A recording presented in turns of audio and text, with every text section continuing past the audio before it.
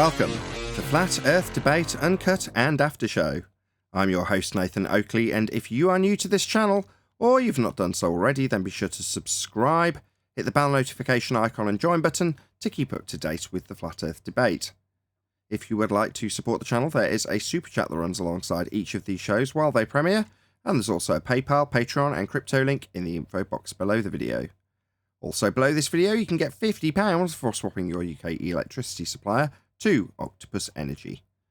Speaking of Patrons, I'm going to do a quick shout out to all of you who do support me on Patreon. So a massive shout out of thanks and appreciation to Ben White, Maximum Gravy, Austin Whitsitt, John Kays, DL Hill, Julian Jeremiah, Tommy Swagnett, Michael Kahn, Patrick Gunnels, Banter, Will Brax, Mel B. Styles, Troy Shuker, Bose Nail, Samson, Maris, Harry Blade, Mobile Max 777, Neo the One, Lost Cat FE, Rob W, Open Minded, Reese Pound, Del West Watson, Mike, Dick Earth Skeptic, Maria Nealands, Unbelievable Productions, Blue Ridge Ranger, The Real Gabster, Liam Nedrick Jr., Abraham Mohammed, Naibai, Adrian Quintana, Skeptic936, Life is Short, Fireball X, TheFlatEarthChannel.com, Texas Mike, Edwin Johnson, and David Wayne Foster. So another massive thank you to all of you for supporting me on Patreon. Now I'm going to hand over to whoever is in Discord and Google so you can enjoy their dulcet tones while I set up for today's live show. Things outside, they take up quarter of the street, but you're still eating, you're still indoors. Yeah, it's a technicality probably with the rules of how many people you get indoors so the restaurant could expand. Because if you don't have enough customers coming in, you're not selling enough. No. That's not what it is. Nathan's onto it. Right, I only know what it is because Lewis Rossman covered it extensively at the beginning of the COVID lockdown. So as they were erecting those structures, the outdoor, indoor thing that you're talking about, you're outdoors, but we better put you indoors. Well, we've got an indoors that's fully paid for and heated, but we're not allowed to be in there, so we'll put you outside under a canopy, is how it started. And then we'll put windows on the canopy. Then we'll lock the canopy up at night. It's just stupid. Yeah, no, I think we're saying the same thing. That's exactly what I was getting to. That's the whole thing. The restaurant owner I have is limited to 25% seating at one time, I believe. Not right now, but before, when it was all going crazy. So they said, well, you can serve outdoors. So that's how they got more people. It's a joke. It's the whole thing is a joke, just like the globe.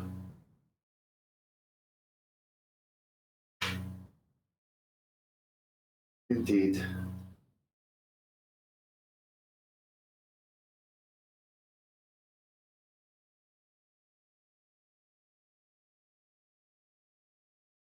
So did anybody see into that the millionaires going into space yet? Or wherever they went? They didn't go into outer space, that's for sure.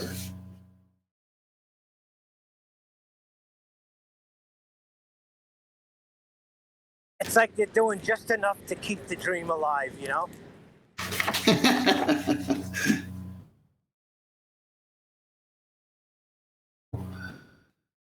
They're in the world of hurt, Neil. Yeah, my point yesterday was I never heard a word about the sextant until you started talking about it and Flat Earthers started talking about it. Never heard a word from the Globers. Well, they're all experts in it now, it sounds like. Yeah, now they're all experts. Meanwhile, if this was approved, they would have had it out years ago. The more you look into it, the better it gets for our side. I would warn them not to go too deep because they're going to, how could I say, fall flat on their face. Well, they're going to have to make a decision. Are they going to go with reality, or are they going to continue on to this anti-flat Earth personalities that we have. Well, let's just keep it on the sextant. There's plenty of books already out, hundreds of years old. I own some of them.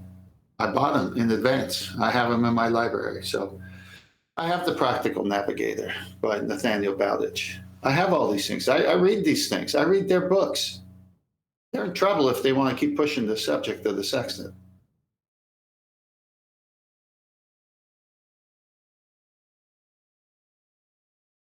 Agreed. Yeah, the more they want to do it, the better for us. You know, I was getting my Nissan Pathfinder from that mechanic in Middletown. He has like an old shop, and he has all like trinkets on, you know how mechanic shops are. They got old trinkets and stuff and old stuff in the windows. And he had an old sextant. I didn't know what a sextant looked like, but I knew that this was a sextant. I'd like to go back there and see if he wants to sell it. This thing is old. Yeah, you can buy old novelty ones now, the brass ones, and hang it up on your wall, or you can get a plastic one fairly cheap. They're all over the place. You can even make one. I think this one's like an antique. Just something about it. I was like, is that a sextant? I'm looking at it. This is right around the time when you were bringing the sextant argument out. I wouldn't suggest you get Neil making it. He'll end up with no eyes and no teeth and missing fingers, won't he? Yeah. The way tools attack me, I agree. Oh, they got a step-by-step. It's just not too hard. The problem they got is they need a vertex. And when they use the sextant, they get one. It's on the surface of the earth.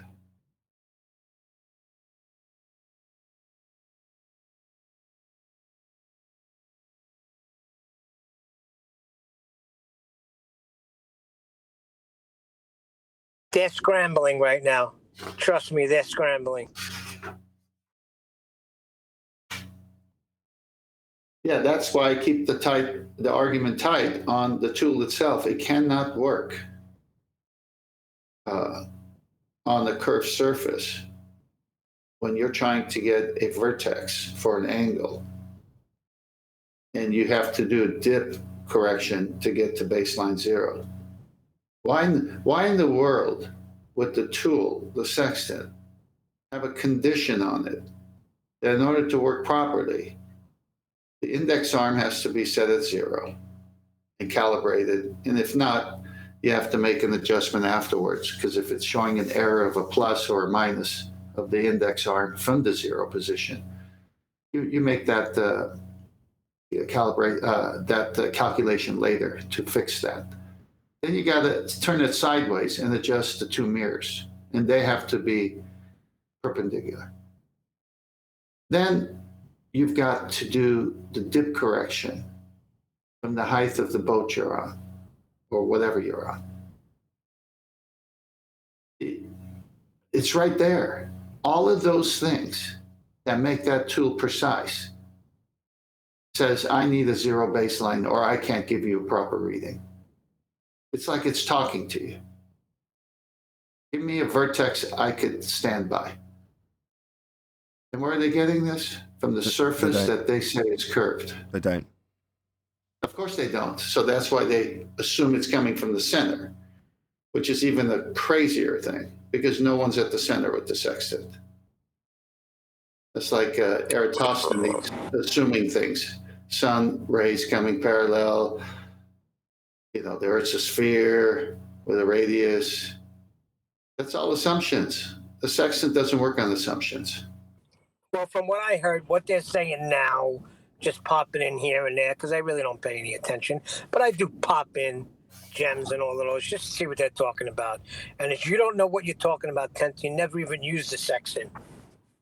Well, first of all, I would admit I've never used one in actual navigation, because you don't need to. There's videos of people doing it right in front of you, and they show you every step of the way. And these are experts. So sorry, Charlie.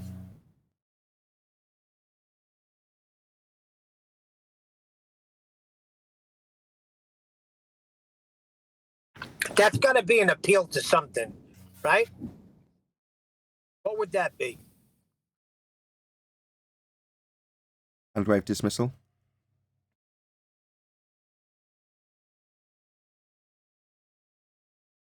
Yeah, it's not me saying this. It's their experts saying you got to assume the Earth is stationary and the stars are turning. Look, if I could pay for one of them to say it, they wouldn't say it. But if they say it on their own, I can cite them. Why would they say those things? Why would they say it's got a radius from the GP to the observer and it's linear? Why would they say that if they're really on a curved surface? Why would they put that in print?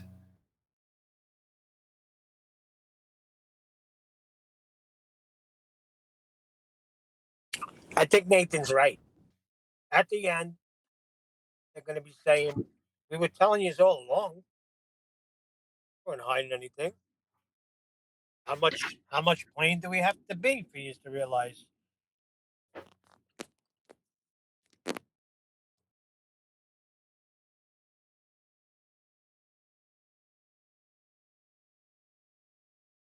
I don't know if that crackling was someone's mic unplugging before.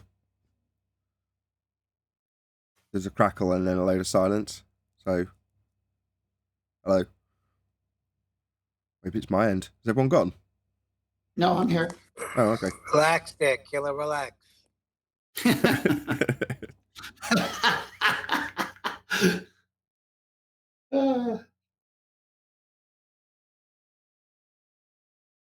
Nathan's like this guy that hears every sound like a deer in the woods.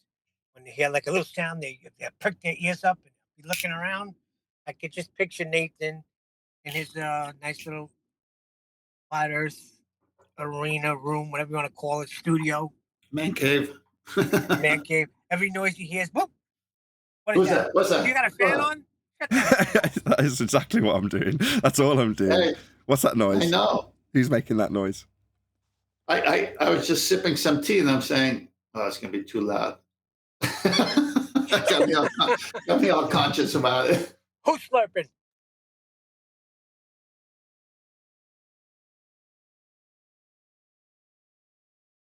Yeah, I think Mitchell's going to do another sextant video.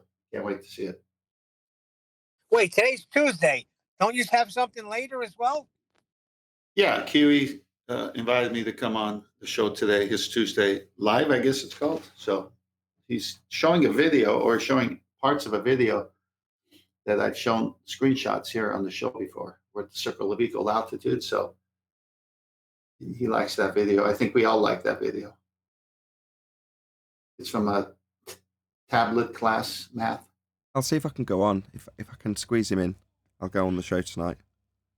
It's exciting subject, so I'll just know if I'm just watching, like in the background, I'll want to be on because of the subject matter that's getting discussed. Yeah, or obviously it's recorded, so even if you miss it, you can get it again. No, I know. I mean, I Not want the to be. same. Go on, Neil. I was just saying it's not the same when you listen to it as being there. Well, I don't know. I mean, I'm busy, so I can't jump on live to all the different shows our panel members put on. But I do go to them and read the chats and follow along, and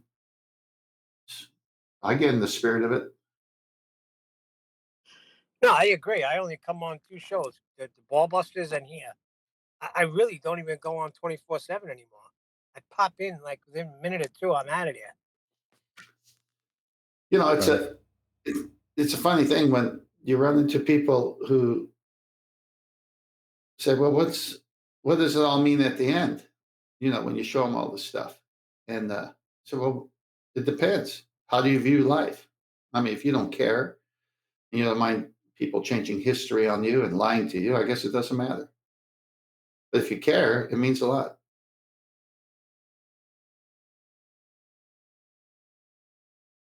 Hold on. I'm Living on a holding. spinning water ball as opposed to living on a flat plane, and you're not going to care? No, That's they don't care. drastic. Neil, they don't care. They don't have a conscience for that. They just want their goodies and their technology. But that iPads. means you have a creator. They don't care. Sorry, Nathan. Go ahead. No, I was asking him to clarify. What do you mean? What goodies do they want? You said goodies, and then he said technology. So what you're saying, they just want their cars and their iPads and their self-dispensing coffee. They're so self-absorbed, this generation, compared to the generation I'm from. And that could be any slot of time. I don't want to say it's 10 years or 40 years.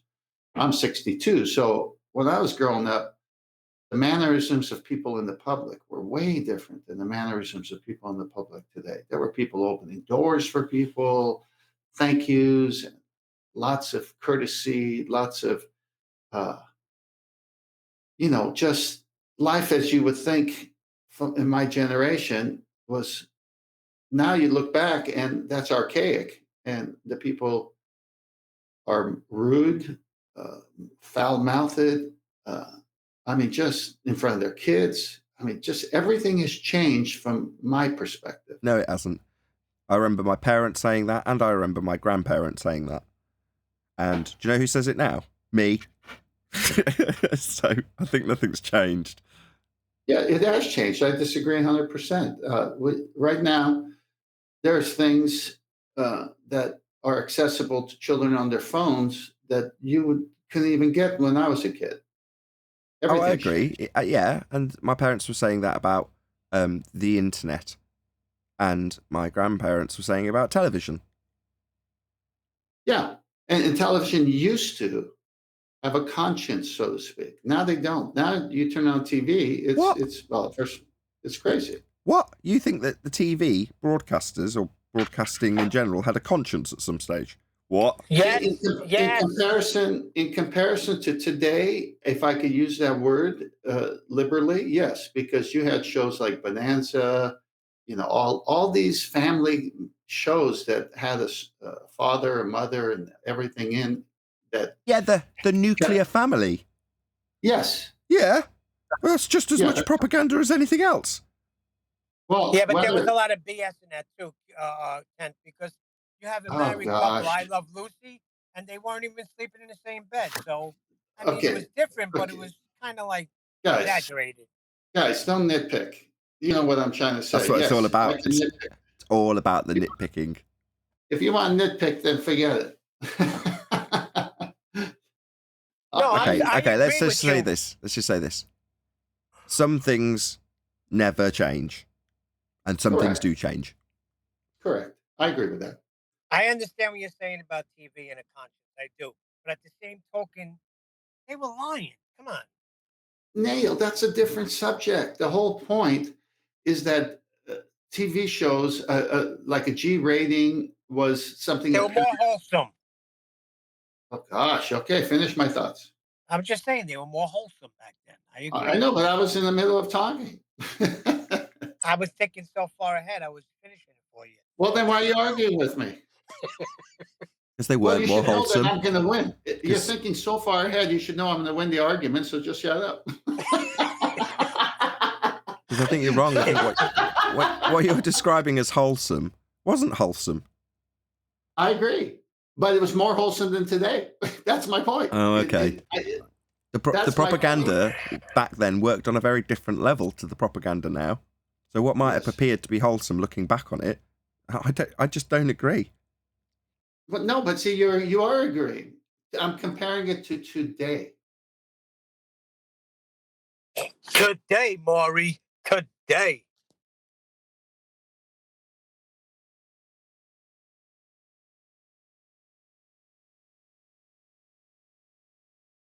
A short circuit. What's that?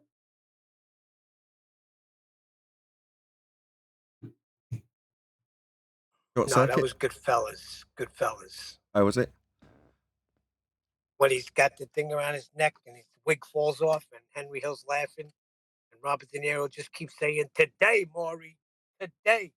I want my money today. Do you remember, it's really rough. The Taking of Pelham 1, 2, 3. Of course. I used to Okay. watch that as a kid. Well, there's a line in the movie where that New York uh, transit worker. He reminds me of you, Neil. He goes, I think if I can quote him right, there's a line in the movie where he says, "Okay, so they take this train, these guys demanding money, and so all these citizens' lives are in danger, and so everyone's concerned about the people on the train except this one guy." He's saying, "What do they expect for?" I can't remember what the dollar amount, like $1 or $2 or $5, but what do they expect for $5 to stay alive forever? Oh, yeah, yeah, yeah. It was, Yeah. it was like typical New Yorker. Oh, I laughed so hard when I heard that. I'm thinking of Assault on Precinct 13. I'm in the wrong movie. No, yeah. This is. There's been several remakes. The latest one was with Denzel Washington and his face,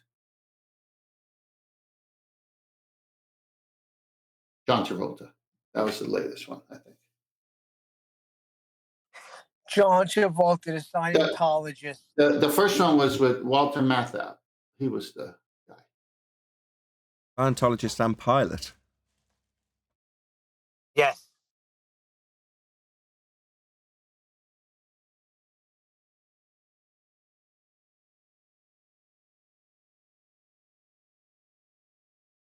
So, where's everybody? No one in Discord? 2 or 3 people in Discord. Say hi, whoever. Yeah, but that was a good illustration with that Scientology. That's heliocentric. That's hand in hand, boy. Well, L. Ron Hubbard was a science fiction writer. Yeah, and William Shatner basically says it's all science fiction. Yes, I saw that.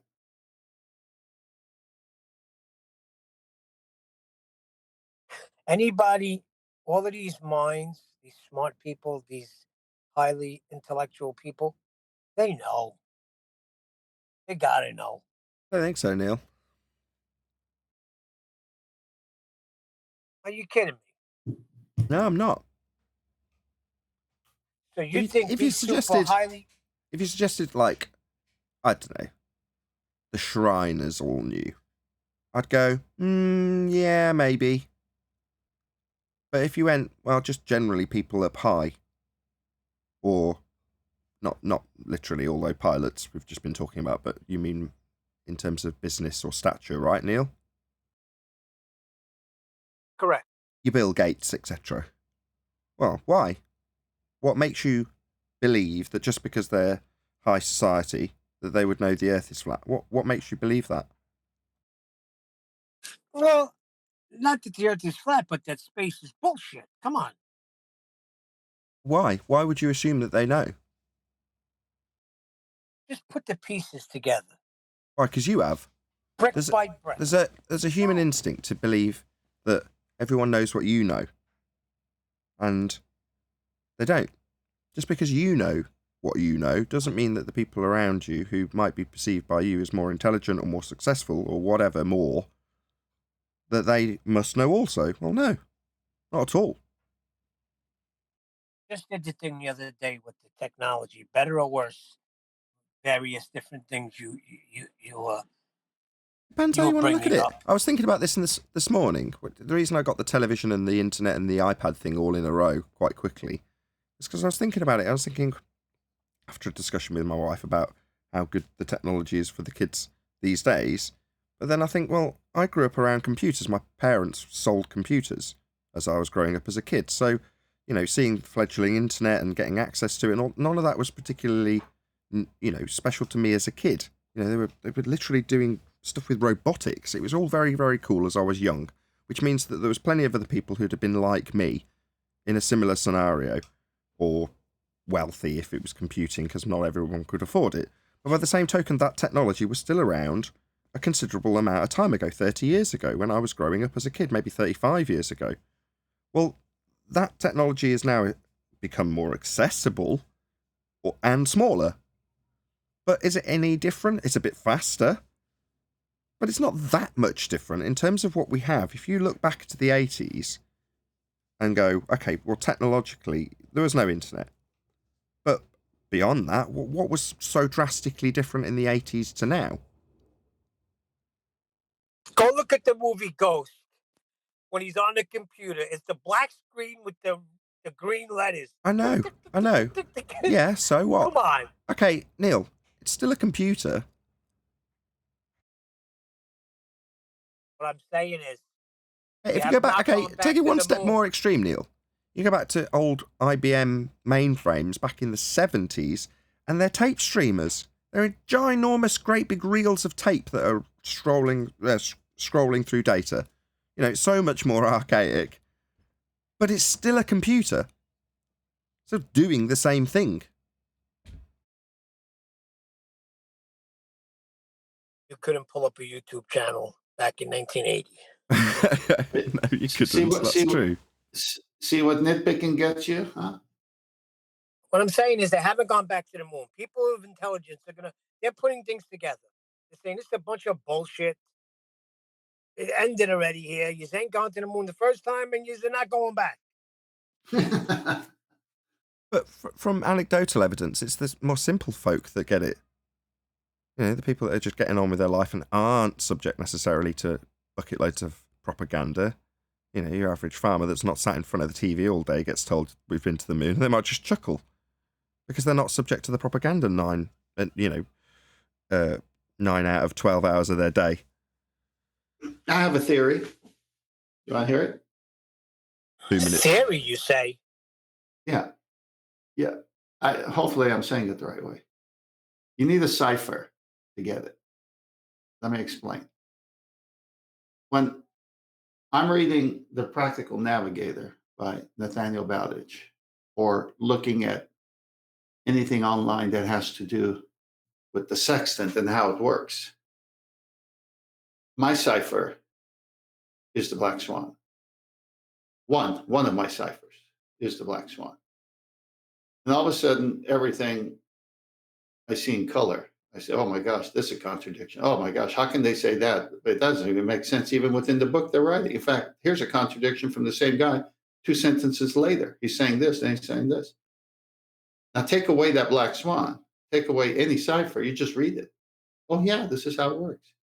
It's almost like you need it to wake up so that you can actually understand what you're reading. And the ballers don't have it.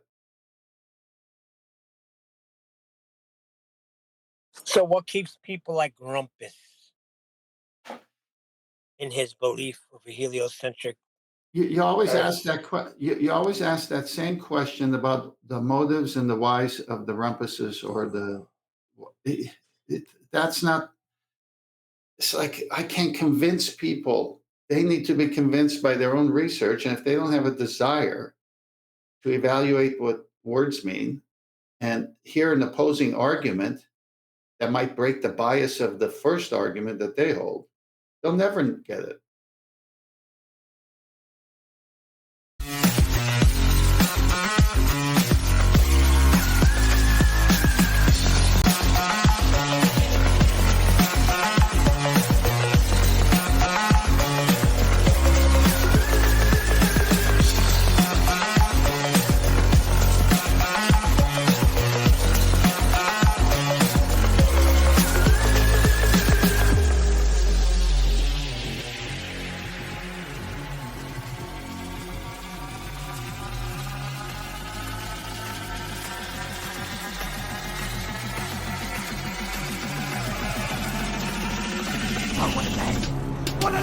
Welcome to Flat Earth Debate Live.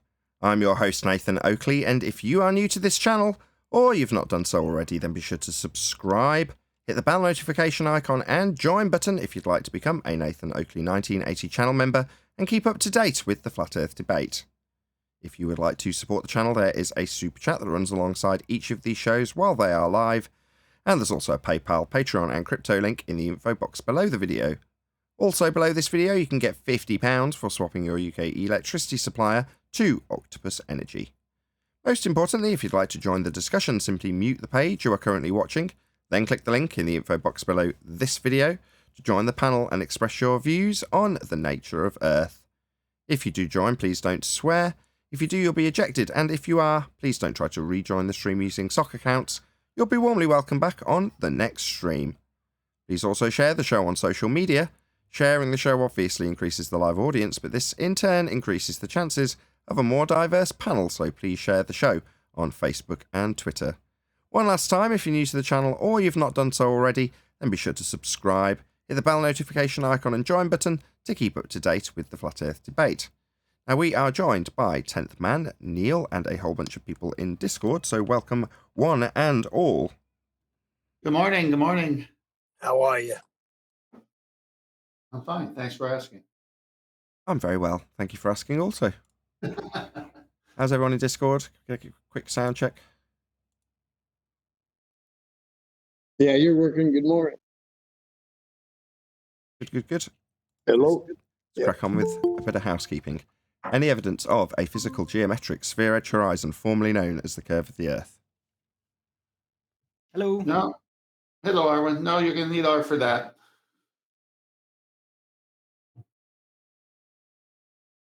Any evidence of axial rotation of the Earth-based variety? You mean the lack of 15 degrees? No, Bob, prove it. Prove the rotation of the Earth with 15 degrees per hour deviation. But nothing else does deviate. It's, yeah. Or it's only in one direction that things deviate. It's a really cryptic system of Coriolis deviation. So yeah, in but other then words, but then you get a guy like Virus, and he don't even acknowledge the thanks, Bob. Yeah, well, he can change his pants and leave him too, so. that's an interesting visual.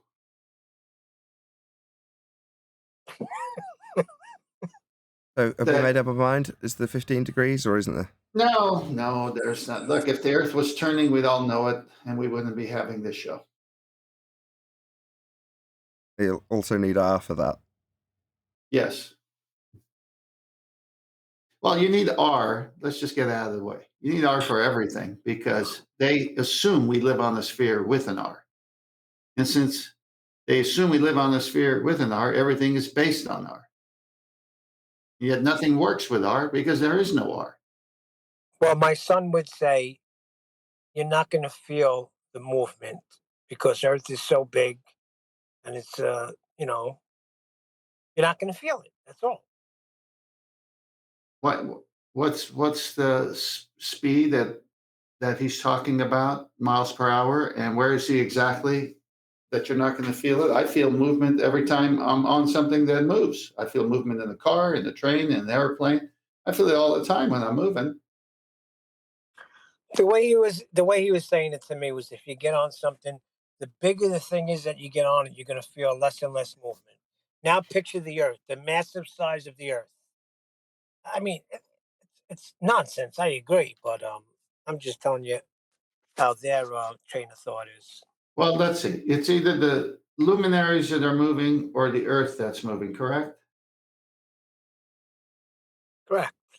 And he's saying the Earth is moving and not the luminaries, correct? Correct. Okay. So then when you get off the Earth, shouldn't the Earth be turning under you at whatever speed he wants? If you hover for an hour over the same spot, wouldn't that be 15 degrees? Yes, but that's when you get into the. Hang on. Yes, that's it. Yes. But it doesn't happen. And then he gets into the Earth and atmosphere and moving as one nonsense. No, that don't work either because Mitchell from Australia put up a drone and we still saw the star trails and the stars moving, not the Earth. So, sorry, Charlie. Reference frame ruined. What, Arwen? Sorry, Reference Jacob. frame's ruined. Well, third time's a charm. Reference frames ruined. Oh, right, Simon Not Dan ours, though. quotations. Yeah, right, you and your reference frames have been ruined. Yeah, I don't have any. You do. 2 of them to claim 15 degrees an hour deviation as Earth turns underneath. Shame we don't see that effect, eh? Maybe it was a self-admission. Their reference frames are ruined and they're blaming it on you.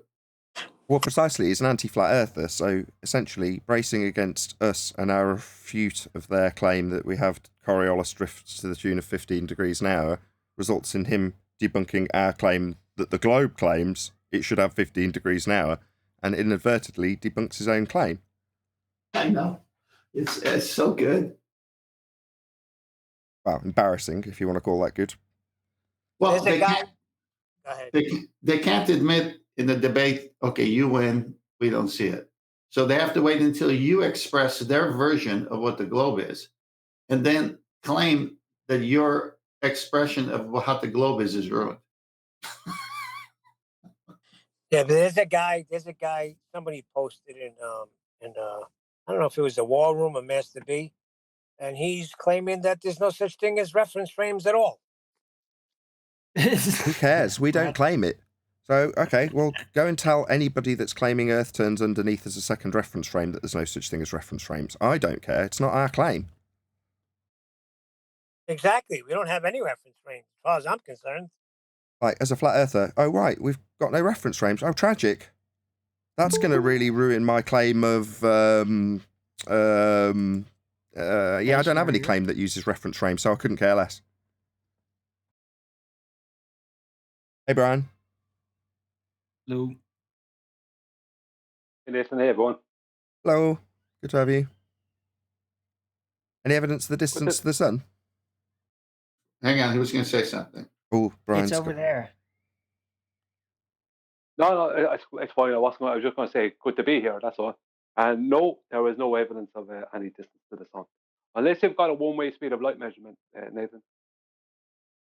See, I think what happens is when you argue it so hard, back to the Coriolis, that they seem to think that we need reference frames.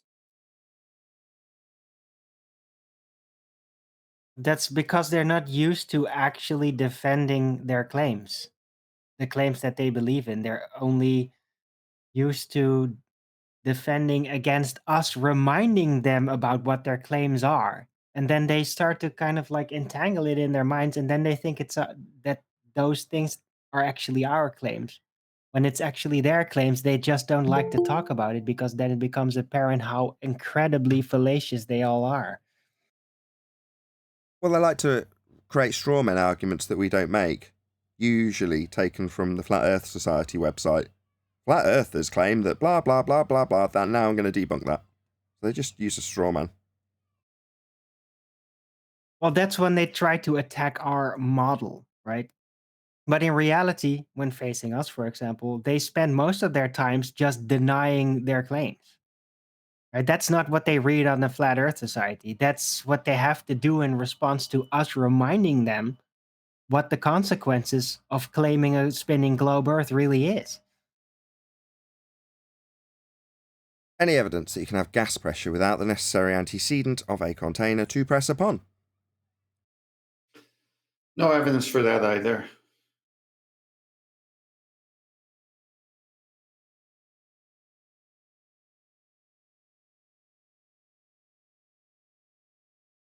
Really? Okay. How can No, how can gas press on the walls of its container, Nathan, if it's got inertia? How can gas press on the walls of its container without inertia, did you say? No, if it's got inertia, as the boilers claim, how can gas be pressing on the walls of its container? Wouldn't that require it to be, resisting acceleration? What you're saying? You're saying if it's got if the gas itself has a resistance to acceleration, isn't it a contradiction to say it's pressing? Shouldn't it be resisting acceleration if it's got inertia? Is that what you're saying? Well, it would make it impossible to be pressing on the walls of its container, wouldn't it? If it had inertia, it means it would be resisting acceleration, not embracing it. How could it be pressing on the walls of its container? Because it would be resisting doing that. Maybe. But gas definitely does do that. Yeah, but it doesn't have inertia. I have evidence. Because if it did, it Away we wouldn't be go. doing that. Who said that? Go ahead. Me, Eric. Eric, go ahead. We don't have a container because if we did have a container, we would all die because of infrared light and global warming. We would heat up so fast that we would burn up and die. What makes That hold on? that would What? require an Hold on. ozone layer. Hold on. What makes you come to that conclusion? Oh, we have climate change and global warming. It's heating up at 1 degree per year. So if we were contained, it would heat up so fast that we'd all burn up and die. Not climate Even change, if we climate emergency. even if we allowed to have gas pressure next to a vacuum without containment, what would the heat exchange between the air and a vacuum be?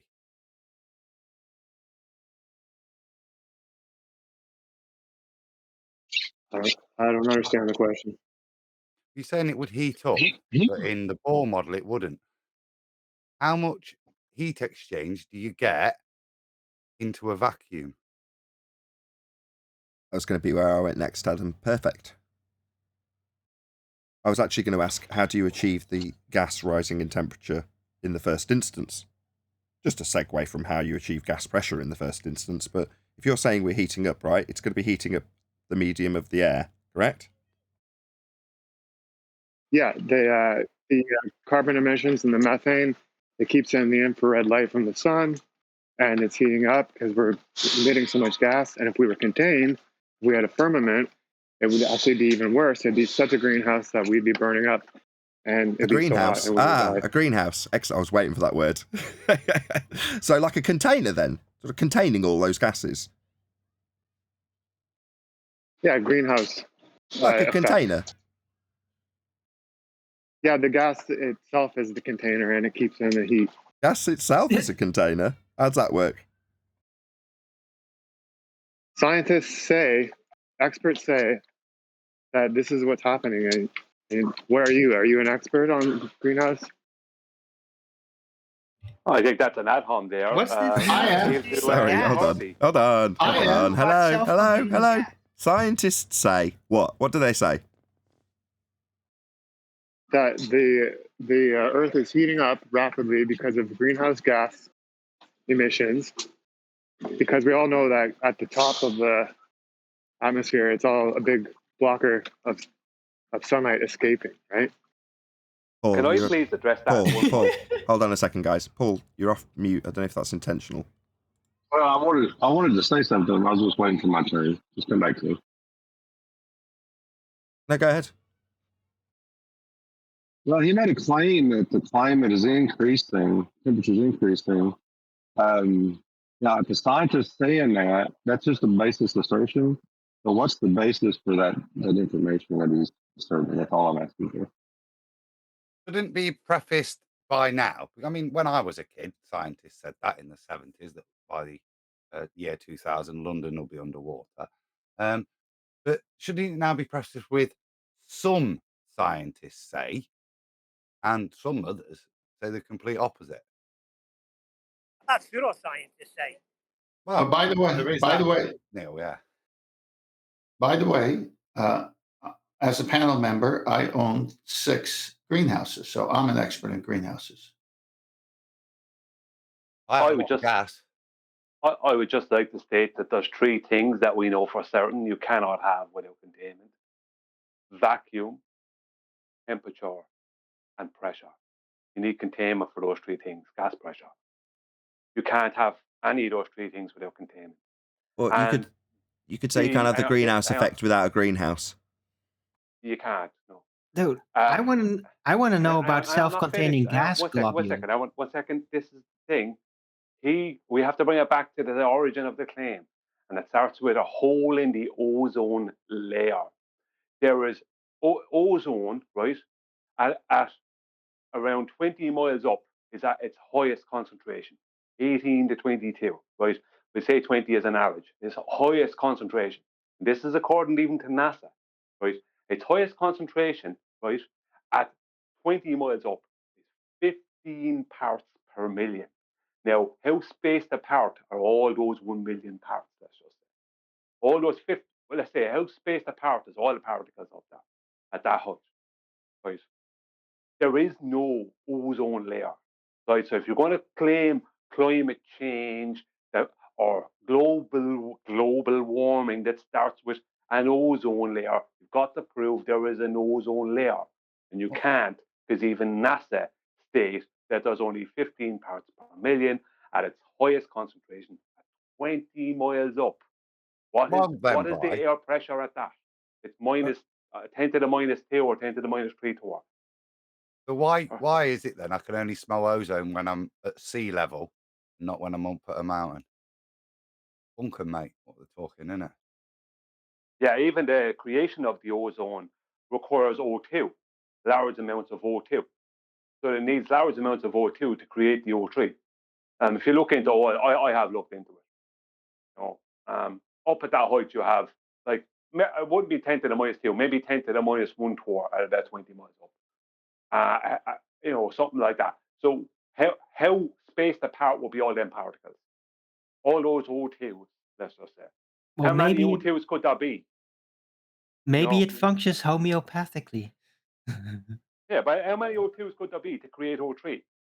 Like 15 parts per million. And that's just a calculation, remember. That's just calculated. Okie dokie then. So back to Eric. These gases that contain themselves, how does that work? Uh, I don't know. I just wanted to get the conversation going because we just had an election here in Canada, and everything's about climate change. And coming from my perspective, like now that I'm a flat earther, I just wanted to get the conversation going because it's such nonsense that Okay. I don't even know where to begin. Like I can destroy it with the flat earth argument. What are they currently claiming? Are they claiming it's getting too hot or getting too cold? It's normally one or the other that they're saying. Which one is it currently? I don't keep up to date with this stuff. That it's getting too hot. Hot. Like I just learned. I really haven't looked into it before, but I just decided to start looking into it because of flat Earth. But yeah, I don't even know how it would work. Now? Do you have a summer in Canada? Is that a thing? Yeah. You sure? I've been to Canada. Yeah. It was actually Can I ask Eric a question, please? Eric, are they saying climate change or climate emergency? Because in the States, they have changed it to climate emergency now. Yeah, they say climate change here, yeah. You know, I live in the South, and my climate changes all the time. So what's the point? Called seasons, isn't it? Yeah, I was waiting to drop that in at some point, Adam. We're like mine today, it seems. But the claim is that carbon dioxide and methane the concentration is so excuse me, the concentration is so strong in that atmosphere that it's blocking in infrared light from the sun. But I'm like, wouldn't entropy cause like the gas to disperse like so like little that it wouldn't even make a difference? Because I see the demonstration. Exactly. Dispersion of gases into available volume is entropy, and that's precisely what would happen unless we had a greenhouse around us. The claim for this is that CO2 molecules, they reflect some of the UV light that comes back off the surface and reflect it back down to the surface in that increased concentration. If you take that supposition that that's what's supposedly causing this global warming that we're not measuring, actually you would expect to see cooling, because if there's a greater concentration, then the rebound effect is both ways. And you've got a large input, which you have increased the reduction, the rebound effect in on the way in. Yeah. So you end up reflecting more away by that mechanism. You allow less in, even if you are retaining some. So again, one of those chemical things that I never understood. That it's all about selling electric cars. Yeah. But it's all about claiming that the planet was warming. That's not demonstrable. That's not evidenced. Like I said, when I'm nearly 50 now, when I was a kid, London by the year 2000 was going to be underwater. It hasn't. Nothing's changed. Amsterdam's still where it is. And it's not a planet. That'd Well, be the start here's the of other this thing global too. warming. Correct. Hold on, just one sec, guys, in G+. Go ahead, Well, Paul. yeah, even if that's the case, let's say climate change is real, so to speak. So you'd have to know maybe this is a cyclical thing within the system we live in. So you're saying it's bad now, but what if it happened in the past and the system is set up? Well, I So you're vaguely calling remember. something bad when it could. Wasn't that what they claimed in the 70s, that it was going to go into an ice age? Or maybe it was even earlier than that. Yeah, there's been ice ages, supposedly over several times. So But another gas, thing too, isn't there this other living organism that thrives on CO2? You might know what that stuff is. What, Living plants? organisms that thrives on it. Called trees and Plants, okay. plants. And What? Seaweed. Yep. Yeah. Yes, It- Paul. But the CO2 was supposed to have dropped since all the lockdowns came in. So I don't know if that kind of contradicts our claims. listen, they're trying to sell electric cars. That's what it's all about. No. You're missing it all. It's the same game. If we can fix it all by taxing it. Okay, taxes will save the world. Can I insert something? Sure. Whoever that was. It also gets back to control. It's weather control. Okay. Bendy, We've space time, gone go ahead. from 250 parts per million to 450 parts per million, and that's, if you just think about it, that's the difference. That's like 2.5 out of 10,000 to 4.5 out of 10,000, and that's what they're trying to claim, that's the difference between a stable climate and catastrophe. Have they given it a colour? I'm only really susceptible to these sorts of fear-mongering tactics if they've got a colour ascribed. If it's an orange colour, then I'll be terrified. If it's red, I'll be jumping out the window. It's been red. It's for red, over Nathan. a decade Red? now. Jesus. Time to jump out the window. Have a nice trip. That was Bob, I think. Hey, Bob. Good to have you. Good morning, Nathan. Any Do you have an scientific... appointment, Bob? Oh, don't get on him. He's fresh slate every day here. Any scientific evidence of gravity? No, you're going to need R for that. Center of M1 and M2.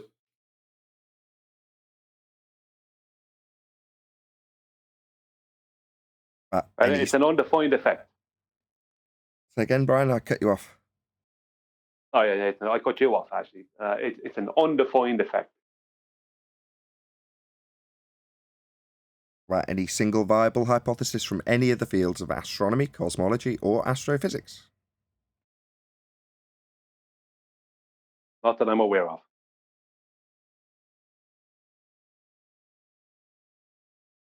Oh, atomic clocks prove gravity. What? Do you want to expand on that, Arwin? Well, atomic clocks are supposedly, according to George Nataniuk, creating a differential in time. It creates time travel. So if time travel exists, then that means that Einstein was right about his pseudo-Riemannian force space. And since gravity exists in pseudo-Riemannian force space, that means that it has a grounds to exist. What's time? Over there. No, what is time? A concept. Yeah. Can you travel concepts? Is that something we can do? Well, apparently, according to atomic clocks. Apparently, appearing but not actual. Well, it works in the math.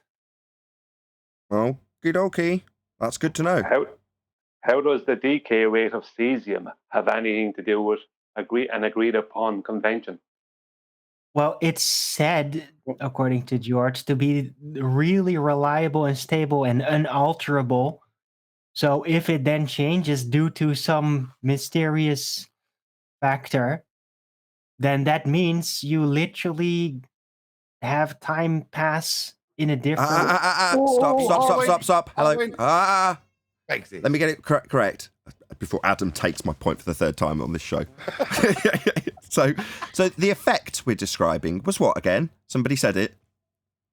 The passing of time? No, that wasn't the effect that was just described. There was something physically happening. Say again, Brian. Yeah, the entropy. Just don't try again, Arwin. Brian, go ahead. The decay rate of cesium. So that's our effect, is it? Yeah. Right. And of course, we've validated the cause of that effect. That's not time travel, by the way, Arwin. Well, it all depends, right? How Does much it? does Oh, here we go. And would your conscious experience also reflect that? Would you What the hell, actually, in you your bloody hippie? consciousness- No. No, I'm not going to be asked about my conscious experience of this. If we've got a cause and effect relationship being asserted, in this case, bloody time travel, yeah, I'm going to want to see that as an effect. Now, when it comes down to the nitty-gritty and the brass tacks of what we're actually studying here, it seems like we're looking at the decay rate of a material. Am I right? Yes. Right, that's our effect. Well, there's a method in place for establishing the cause of that effect. Has that been done? Because if it has, even if it has, that's going to establish the cause of the decay rate of that material. That's going to establish the cause of it and nothing more. It's not going to give you a time travel description. No, but Who hold came on. up with this shite? Yeah, but you can absolutely calculate it, though. Don't tell me because- about calculating. I don't care. Right? Who came up with this garbage? No, but the entropy rate seems to increase due to a greater distance away from the source of gravity, right? That happens to be the correlation. So that means that gravity must have an actual Entropy? impact on the experience of time, which totally proves Can't let that you have that, gravity Owen. exists. Further Entropy. away from the And we ground. went to the moon. You for some all had to calculation. interrupt that, didn't you? Yes. You knew it was going to be nonsense, but Okay, you yeah, didn't we let did, we me did. finish We it. did, though, we because did, we did, we I did. Hello, can't hello. just put Gotta down rein a him in. piece of art without everybody interrupting it. What a waste! Yes, thank you. I'm You sure in knew that it was gonna be in that little bit of chaos, Arwin had the best proofs ever during that little bit of chaos, didn't you, Arwin? Just nobody heard it, did it? It was totally unreasonable. Yeah, that's right. On everybody. That's Got right. ahead, so Adam. unreasonable. People had to. You tried to railroad us with gravity and acceptance of gravity in the middle. That's when people kicked in. And it was a gut reaction as you tried to force an acceptance of gravity in the middle of that, and I weren't accepting that. That had to be stopped. We could And he carry threw Well, entropy then in you before don't that, so that's what appreciate happened. art. Just don't, hold on. Let's Actually, just an rein Arwin interesting in. argument, Everybody, Arwin. hold on. Because otherwise, if we don't rein Arwin in, this is going to be audio chaos for the next 10 minutes. Come on, Arwin, be reasonable. We did ask the gravity question before you slipped it in after it came in housekeeping. So, come on, play fair. I will recognise did. the art, Arwin. It was beautifully put and almost slipped by. Yeah, I want to make a comment about this atomic clocks and this so-called bending of time, whatever. The problem is, let's say they have shown that somehow those clocks are different, right? They haven't shown that this thing that's manipulating this clock also affects other things. All they've proven is this thing affects clocks, and a clock is not time. Well, Arwin did You say understand? something about a change in entropy. Yeah, I did. Yeah, I did, didn't I? And the rate of entropy is the only standard we even have to determine time, to calculate it, to derive it. So mathematically, I'm correct. So if that's the case, then hold on. The entropy should be slower, or the rate of it should be slower at my feet than it is at the top of my head. So the gas particles should be moving off faster as you get away from a gravitational Hold field, on, right? what are we doing? What's going on? Stop. What's going on? Yep. Hold on. Yeah. Stop. Right. How have we gone from an assertion of time travel linked to what is actually an entropic decay rate asserted as a cause and effect relationship with a just so story attached, to us now describing potentially mathematically how this entropic effect is in any way linked back to the original point, be it scientific evidence of gravity, as that's now thrown into the mix thanks to Arwin, thank you Arwin, or any single viable hypothesis from any of the fields of astronomy, cosmology or astrophysics. Have we got any of that out of this? We've got decay rates for time, and this is nonsense. Yes. All Yes, I'm gravity saying, proof can be found within astrophysics because astrophysics is the only thing that actually encourages you to imagine how gravity is a pseudo-Riemannian force space thing that actually decreases in strength over distance, even though that's all very bizarre and all that. But because of the entropy rate differential that is claimed to exist, there is some kind of a lead that could help you into mind experimenting that gravity may actually have scientific proof. I think the first bit you said, if change in entropy rate is a very nice way of putting it, yeah, then we seem to be making the giant leap that if change in entropy rate, then that is time travel. That Yeah. somehow the reason that the cesium's decayed at a different rate isn't because it has decayed at a different rate. It's because it's entered a different time field. The time travels at a different rate. That's the claim. That's the mind, the thought experiment that they do, Owen, to me, is to link those two things that they have. That is the cause of the decay rate changing is time travel. No, I disagree, but that specific angle of approach does legitimize the pseudo-Riemannian space-time dimension part. Well, they're Specifically. actually They're actually kind of. I don't know. A decay in the rate of decay of cesium. Is that causing the time travel, or is time No. travel causing that? Do you know what I No. mean? We have No, an it's effect. synchronous. All we need It's to do now synchronous. is put it through a scientific method and find out what the cause What of it is. your Brian's now assumption of time travel needs to be put through the scientific method? I think not. Right, I'm going to do a couple of quick shout outs. The first one will have to have me offer some interjection after the fact in the interest of balance. So, the Science of Science says, thank you very much first and foremost for the super chat, everyone should look up the grand solar minimum. Debunks the man-made climate change instantly. That's all well and good, but in the interest of balance, science of science, we're all going to die. It's going to get too hot. Okay, just for balance. Also, shout out to Ben White, who says 1.21 gigawatts. Thank you very much indeed for the super chat. Also, flatten the curve. He says, duh, I'm a globe head and I'm stupid. Duh, I'm pinned to this side of the pressurized ball that's floating in an infinite vacuum. Okay, flatten the curve. Thank you very much indeed for the super chat. As you were, that was it.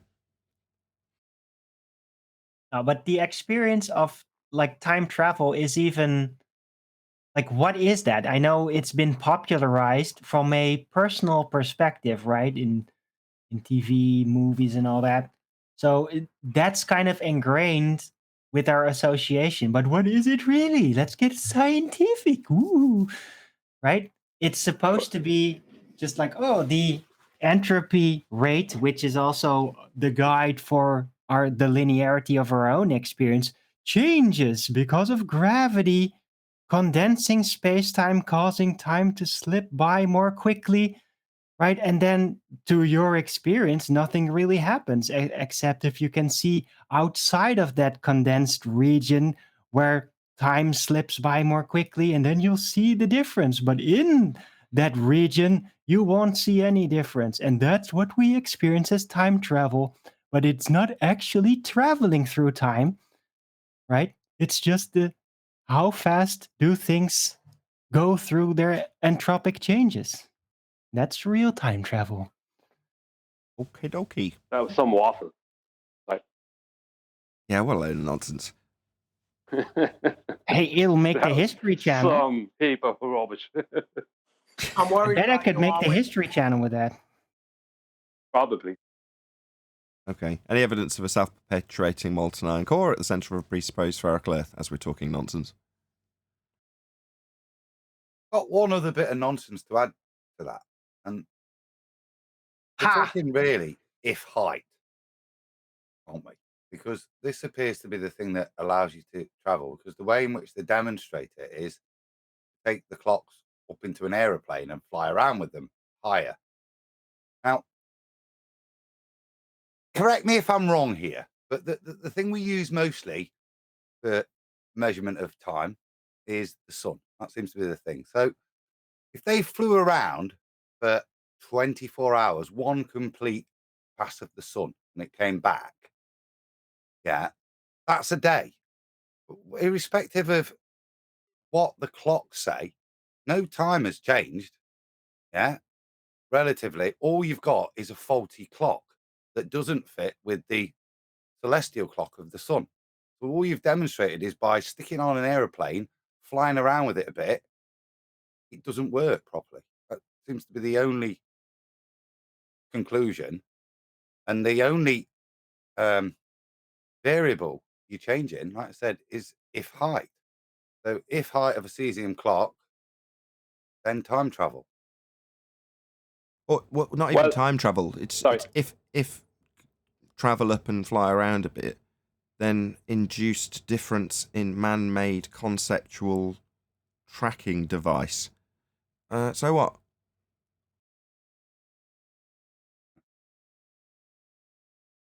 Well, they claim to have. I can't remember if the rate that they claimed, the rate of time that they claimed, sped up when they were going east to west and slowed down west to east, or vice versa. But the only thing that they could really point at there, besides the fact that they created this whole effect, would be, well, what do they know that is definitely moving east to west? The sun. So, would the sun or the stars or anything else, like, would any of them, would the sun be affecting it in any way, the cesium rate? You'd need to control we that don't know what the device, sun wouldn't you? is. Sorry? You'd need to control that, wouldn't you, in your experiment? Yeah. No. How would you do any of that? No. Yeah. Don't imply that there's some sort of science to this when it's troubleshooting a piece of technology. If you're studying how the effects of motion in the air at altitude will affect a clock, that's you troubleshooting. That's a bit of technology that you're trying to tinker with. It's exactly that. The phenomena is within the apparatus again. It's not natural. It's this piece of equipment doesn't work when I put it here. That's me phenomena. Yeah, I mean, if I take it to a greater extreme, because it's a clock, right? It's based on this decay rate, so it's super accurate. It's like, so what? So you've taken several conventions, boshed them all together, and then said that one of the man-made devices that we use to track a convention, not very well, I might add, changes when you go up at altitude. Well, so what? Time travel, my ass. That's what you heliocentrists believe in. Time travel. And what else do they believe in? Aliens. Yeah, all kinds of nonsense. Little green men from outer space. Well, what they did is Einstein started off with the cause and they induced an effect. That's all they always do. So Einstein gave them the cause, right? The curvature of space-time. Right? He gave them the cause and they went off and found the effects. That's all any of these investigations ever do, any of them.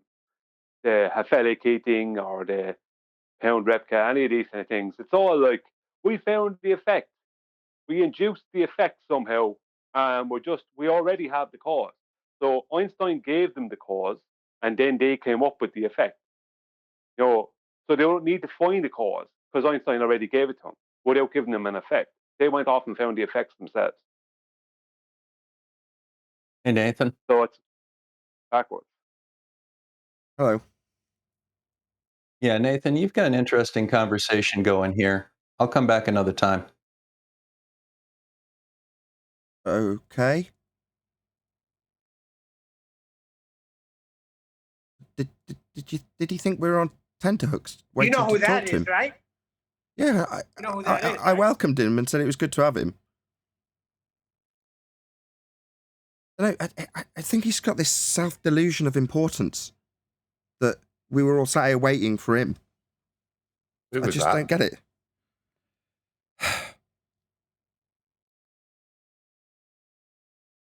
That's the dude that made an appointment. So we know you still hear us. We don't give a shit about you. We're doing housekeeping. The point of this is for anybody to challenge. Ideally, from Discord, if you don't agree at any point. I mean, we've had Arwin playing devil's advocate the whole time. I mean, I don't know what he thinks the process is for, but going through housekeeping, if you're still listening, Bob, is for you to interject and say, no, you're wrong.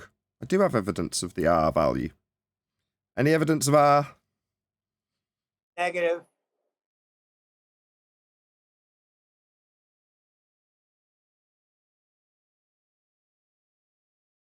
Just to clear that up, just in case anybody's got the wrong impression, I didn't think I'd have to do this, but probably thanks to Neil. There are no appointments here. Just join and have at it. That's open door policy. Anybody can join at any time. You don't have to make an appointment. I don't care if you come or not. Literally. Couldn't care less who comes, who stays, who talks. Exactly.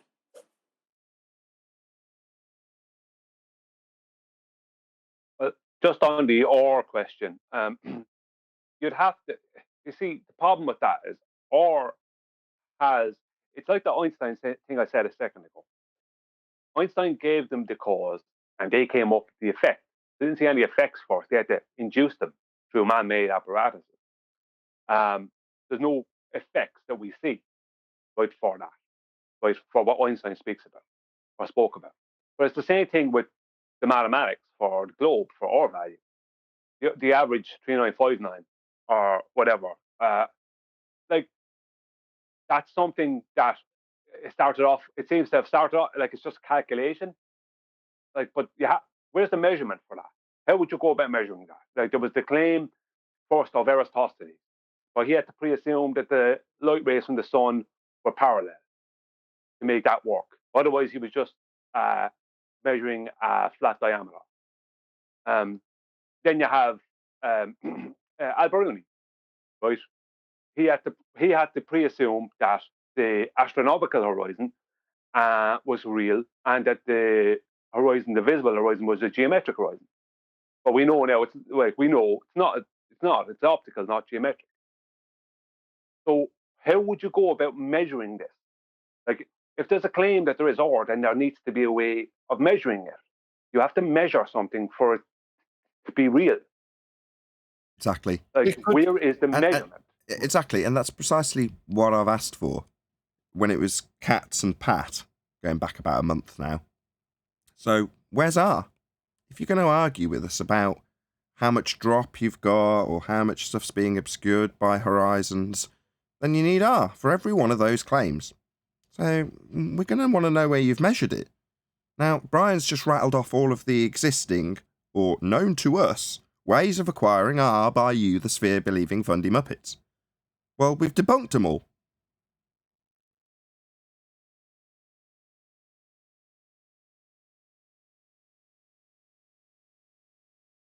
Well, further to that... Go on, Brian. Oh, you go ahead, Nathan. I was going to say, further to that, we're now poking fun at people like Al-Biruni, because how did he get the height of the mountain to then go and derive an R value by way of a dip angle measurement to the horizon that he's made an assumption is geometric? Well, he measured the mountain's height on a flat plane. So in order to assume he can get an R value from a physical geometric sphere edge Earth curve horizon, he first had to measure the height of the mountain on a flat plane. That's a fact. And by fact, I mean probably a made-up story. Al-Biruni may not have even existed. But in your rhetoric, the facts of your rhetoric are Al-Biruni had to assume the Earth was flat so he could assume the Earth was a sphere. First, he measured the mountain on a flat plane. Then he went up it and assumed the horizon was a geometric sphere edge he could get a dip angle measurement from. So first flat plane, then his assumption of a sphere.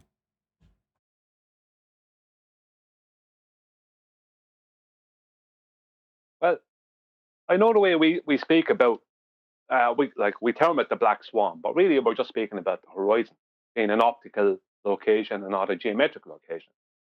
And we always speak about it as being a debunk of the global or globe geometry. But technically, it's a proof that the Earth is not a globe, because the horizon has to be geometric. It would have to be geometric for the Earth to be a globe. There was no way around that. There would have to be a geometric horizon. Correct. but the horizon is even defined as being optical. So technically, it is a proof that we're not a globe. Like it is a proof that it's a horizontal plane. Well, no, not quite. The black swan doesn't prove we're on a horizontal plane because it's not making any extrapolation beyond the assertion of the geometric limits a sphere would offer. So once in that modus tollens argument you debunk the first premise, the only thing you have left after that is logical inference. And it is not a stretch to take that logical inference from the black swan. So I'm not saying it's unreasonable to take that step, but it isn't part of the argument. It is most definitely just a globe debunking. I say just, I don't want to downplay it in any way, shape or form, but that isn't a flat earth proof. The sextant is, because it relies on geometry, and we don't see a geometric horizon cries of the globe side.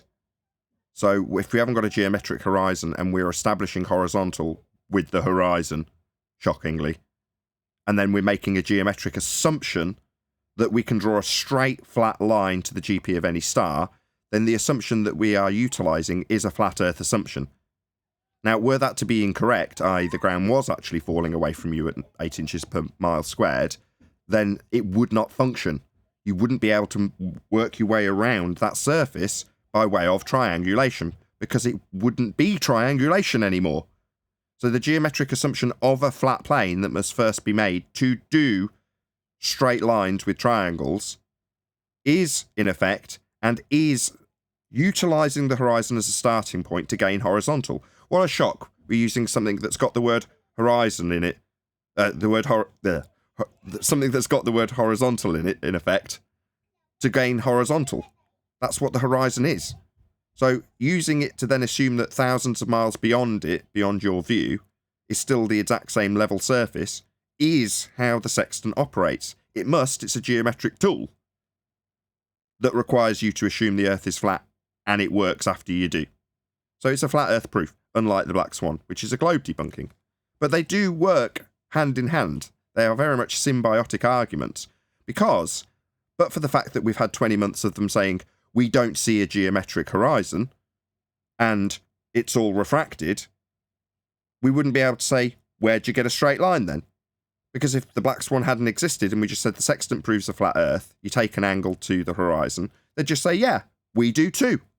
And who would be arguing with it? We wouldn't be digging out Andrew Thomas Young saying, look, this obscure dude says that it's all bent. And you got atmospheric refraction. Before the black swan existed, there were circumstances after the Isle of Man debate where they'd have the globe believers or anti-flat earthers would have somebody present a picture of something in the distance, and they'd go to the maths and say, look, I don't even need refraction. It matches with the pure geometry. And people would be like, what do you mean you don't need refraction? You've argued with us at the Isle of Man for so long about how it's refracted. Now what do you mean you don't need it?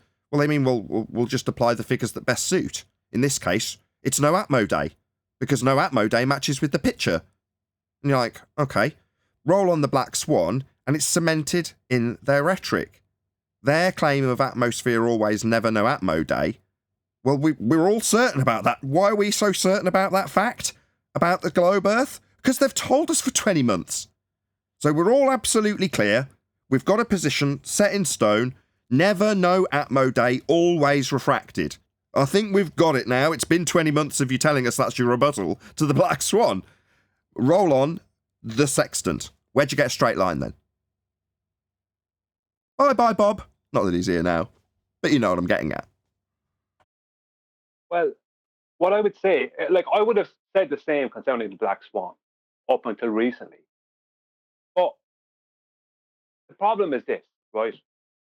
The horizon is never, and has never, not, and will never not be an optical location.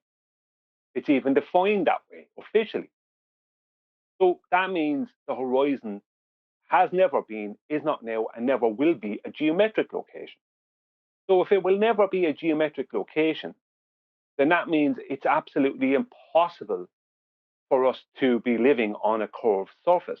Because if we were living on a curved surface, the horizon would have a geometric measure. I see. Now that does make it interesting, but it's still a logical inference. But I see where you're going. It's epic. It's still not going to be part of the Black Swan argument, so you're still wrong. But you are so right, because, yeah, if you're on a curved surface of any description, then you must, and you have to have a geometric limitation to your view based on that surface. That's what it would form. Not might, not only in the maths, not never no atmo day so you can't see it. You would have one. There'd be a geometric, because it is a physical limitation to your view if it's a curved surface. Now, if you don't have that physical limitation to your view, that leaves you with only one logical extraction from the Black Swan. It must be a flat surface because there is no geometric limitation to your view. Correct, Brian? Well, yeah, because even any claims of refraction based on the geometric location means nothing because you don't have the geometric location. So all you have is an optical location. So you can't, like, as you said yourself, if there is a curved surface, there will be a geometric location. There will be a blockage, a physical blockage. And we don't have that. We've never had it. We don't have it now. We never will, because the horizon is an optical location. So even a claim of refraction means absolutely nothing because, as we all know, you'd have to have the geometric location and be able to show it and prove it to have a refractive argument. So it's like the refractive argument is basically, it's just like they're arguing that it's optical. Yeah, this is not geometric, so it's not curved.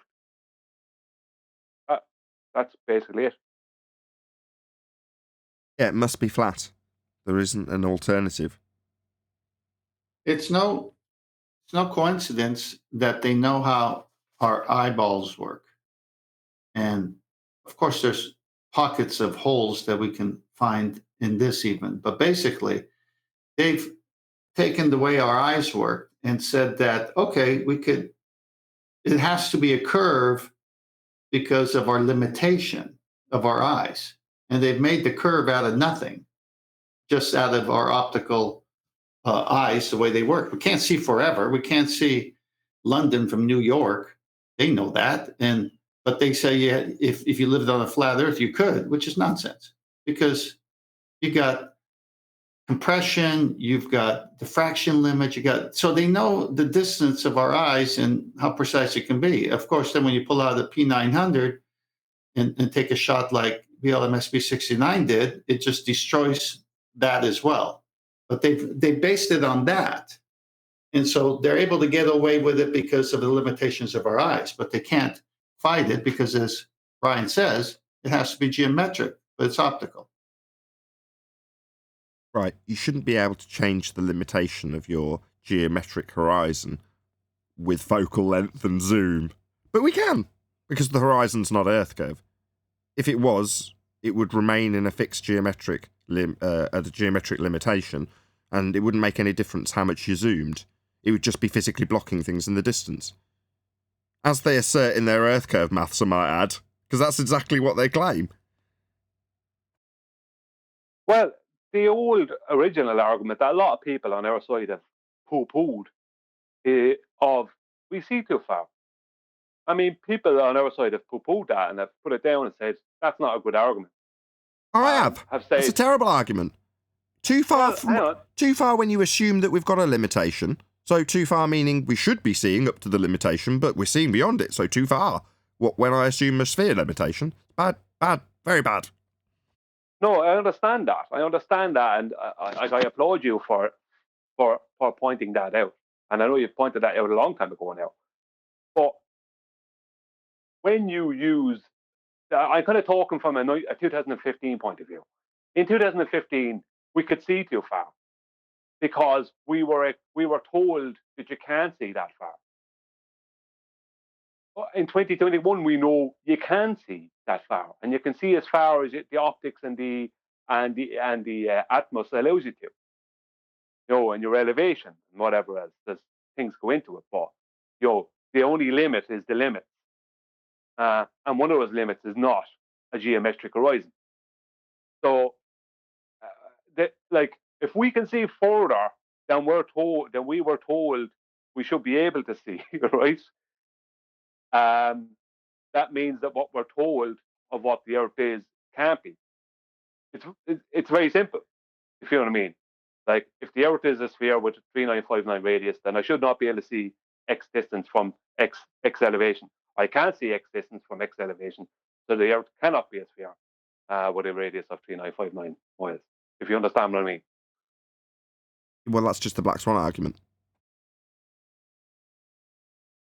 Yeah, yes, it is. But the Black Swan argument is like, well, we can see out there from this height. So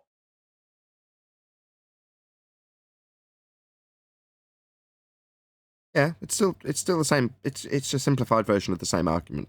I'm not knocking it, Brian. I'm not saying that's bad. I know I'm not speaking about anything groundbreaking here. I'm just kind of like, on our side. The logical side of it, and that you pointed out ages ago, and I totally agree with, is what do you mean we shouldn't be able to see that far? I mean, that would be a mental restriction where we're basing how far we can see on what we're on a globe model. But I'm coming from the simplistic point of a 2015 attitude of, well, I can't see that far, so that means anyone who's telling me I can't is wrong. No, gotcha. I'm not going to argue about it. Just making the point of, sometimes we attack and put down some of our original arguments when the simplistic arguments are the best, aren't they? How simplistic is the horizon as an argument? I totally agree. Nathan said it over. No, I totally agree. Just to round that out, the horizon's not Earth curve. It's the simplest argument you can make. It's the most concise way you can debunk anything they say. Well, we see Earth curve from this altitude. The horizon's not Earth curve. Go ahead, Tent. Yeah, on that point, but they say the horizon is Earth curve, but they can't prove it because the horizon is not Earth curve. But you said it earlier.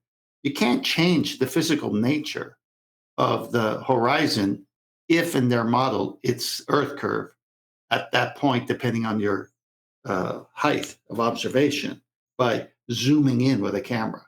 If you can zoom in on the camera and move that much real estate, we got a problem.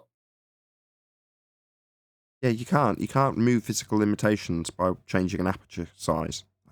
It's just not what happens. If something's physically in the way of the camera, it's physically in the way of the camera, regardless of how much you zoom in on it.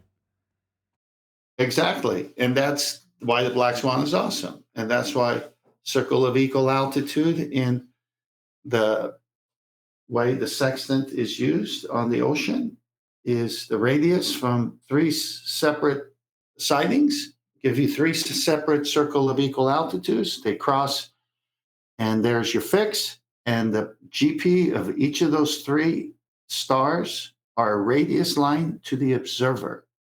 That's a straight line. Perfect. With that, I'm going to say if you are watching this on either Nathan Oakley 1980 or Nathan Oakley Premiering streams, then stay tuned as there will be an after show to follow. Unfortunately, if you are watching this live, this is where we bid you farewell. So a huge, massive, enormous thank you to both Discord and G+ panels, all of you for smashing the super chat, liking, commenting, sharing, subscribing, and all that good stuff. Also, below this video, you can get £50 for swapping your UK electricity supplier to Octopus Energy. I've been Nathan Oakley. Stay tuned if you're watching on a premiering stream, and I'll see you all in the next video.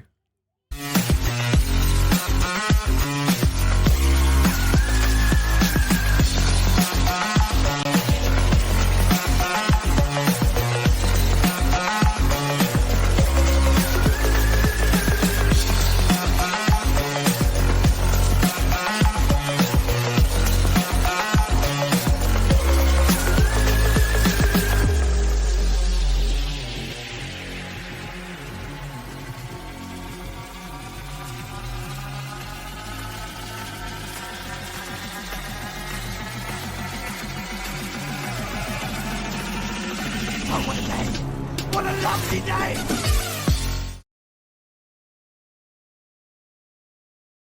But I'm showing you that. That means you're wrong. You know what I mean?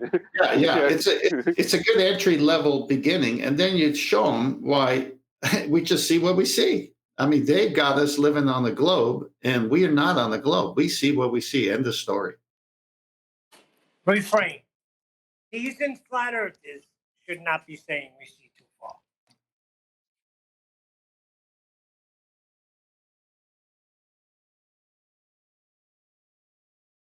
Well, what I would say is that I suppose I could consider myself a seasoned flat earther. Are you tender? Are you tenderized? Yeah. After 6 years, I suppose I could take that title. But I mean, the thing about it is that what I find is that I just want to go back to simplicity all the time. As the longer things go on, I just want to go back to simplicity. But you're saying this, right? I can show you that, so you're wrong. I've had people. Yeah. I've had people tell me they came to flat Earth because of that, because you can't see too far because of the pictures. It just breaks their hypnotic trance they're in. Like, wait a minute, we can't. On their model, we shouldn't see this far, but I'm seeing this far, so I'm not living on the model. I must be on the flat plane. That's all that is. And then when you come and try to describe the little mind trick that they're doing, that's when you get into the detail that we just got into. But hey, if this is the entry level for them to start investigating, I'm fine with it. Well, rather than maybe saying we see too far, if I just say, well, from this elevation, I saw this far, and someone tells me, you can't see, it's like, what do you mean I can't? I did, like, it's over. You know, I mean, there's nowhere to go after that. You can't tell me I can't when I have it here on video, me doing it. You're wrong. That's the end of that. There's nowhere to go after that. I now that I'm 6 years into it, if they claim anything like 7/6 or that, I can take all that apart with the Black Swan. Because I could easily take all that apart, but I want to start off keeping it simple. Because the simplistic thing is the most convincing thing. Yeah, I can see this far from this height. No, you can't. Yeah, you can. Here, you're wrong. Look at that. It's cause of this. It's cause of that. But you told me I couldn't see. You told me I couldn't see that far, and now I can. So you're wrong. No one telling me it's cause of this and it's cause of that.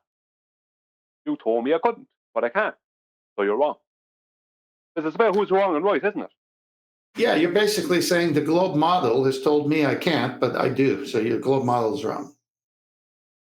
Well, the people we argue with, even though they're anti-flat earthers, they still have to, even though they still should do, and they are trapped by the globe mathematics, so they have to adhere to it. But in the end of the day, it's like, you can't tell me that I can't see this far from this elevation, and I can. And when I do, you can't turn around and make up excuses as for how I do. You're telling me I can't. It all depends who your audience is. The majority of people, our audience, is made up of normies who believe what they were taught in school. Gravity's a force. The horizon is Earth curve. This is what they are going by. Now, the minute you show them both of those things don't exist, they become flat earthers. Now, the anti-flat earthers and some ballers, but mainly the anti-flat earthers, they start bringing in 7/6R. I've never had a normie bring in 7/6R. They don't even know what it is. They just know that the horizon is beginning of Earth curve and the bottom of ships disappear. So that must be Earth curve. I live on the globe. And once you show them that that doesn't take place, then they say, you know what? I've been lied to. It's simple as that. They become flat earthers. I have tried to share some of the deep thoughts and points of argument from this show. You could see their eyes glaze and it goes over their head. Like, you know what? I'm just not. Because they're already flat earthers. They already know it's flat. They're not tracking. Well, yeah, I think it takes a certain personality to actually be willing to engage in it. You can become a flat earther without having to want to engage in debate with people who are globers or anti-flat earthers.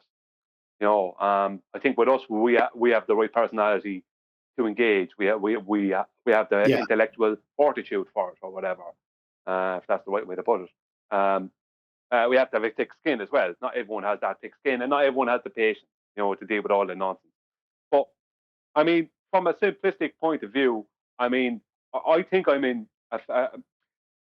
I heard someone say before about, I don't know if it was Jimi Hendrix or someone says, you learn the basics of guitar, and then you learn all the rules, and then you break them.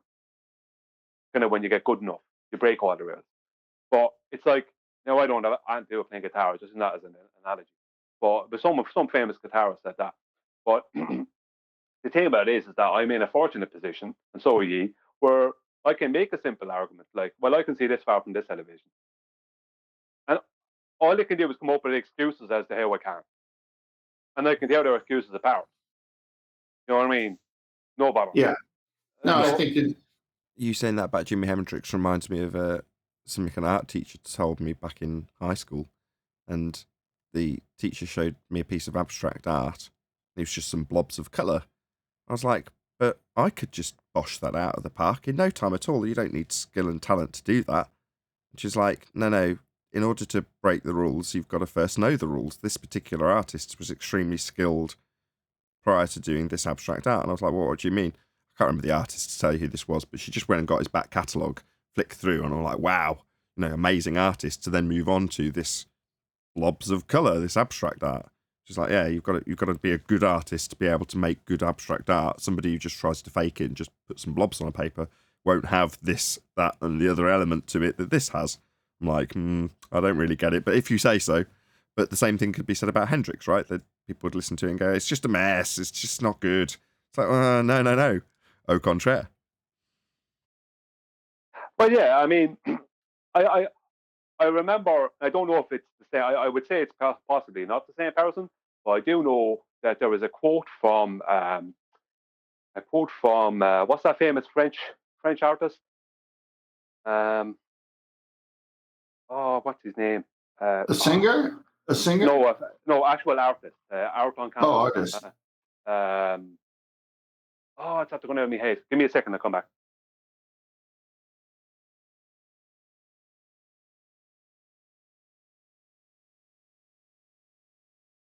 I still don't have it.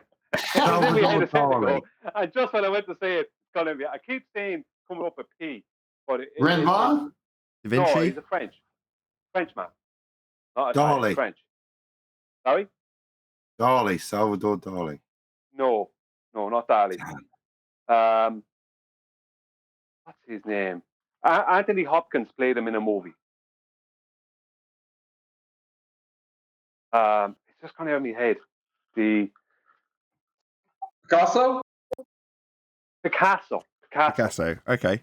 Is it Picasso? Maybe he's not French then. Right, sorry. Picasso. Yeah.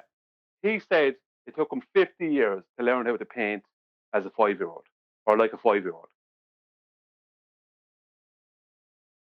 So that's a quote from him.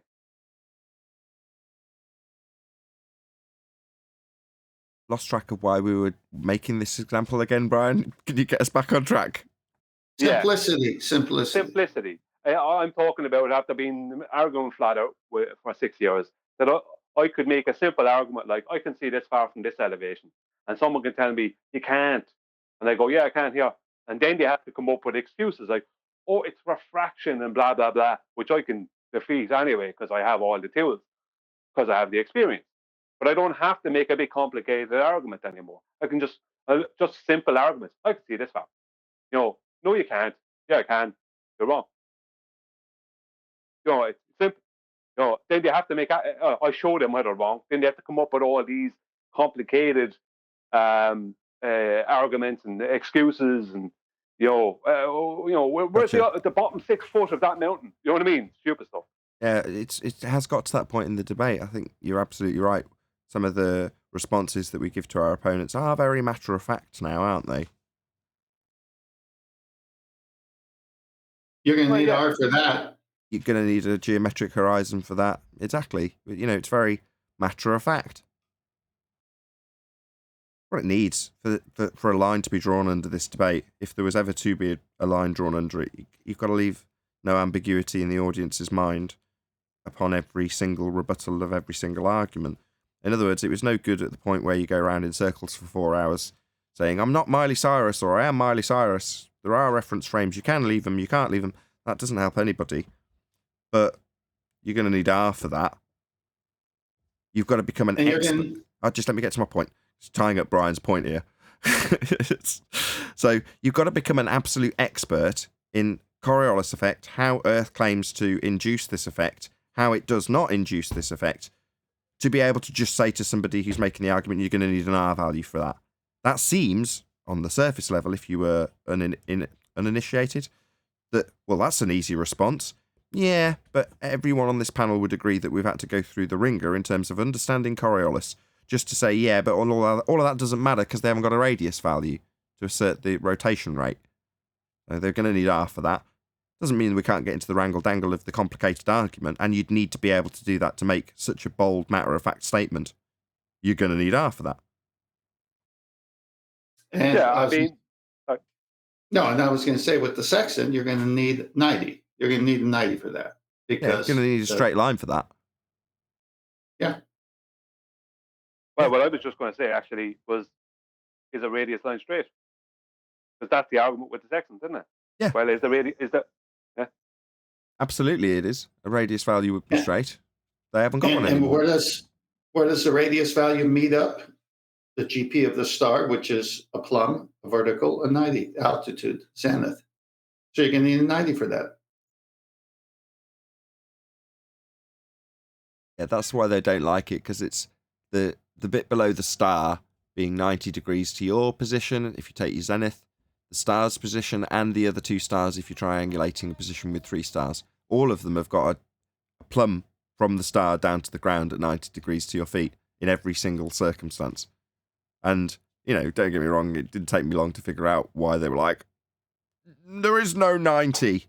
Like, no, there is no 90 for you on a ball, but that is how triangulation works. I mean, them saying we don't want to talk about 90, there is no 90, unless it's pointing out the obvious, which it will be for some.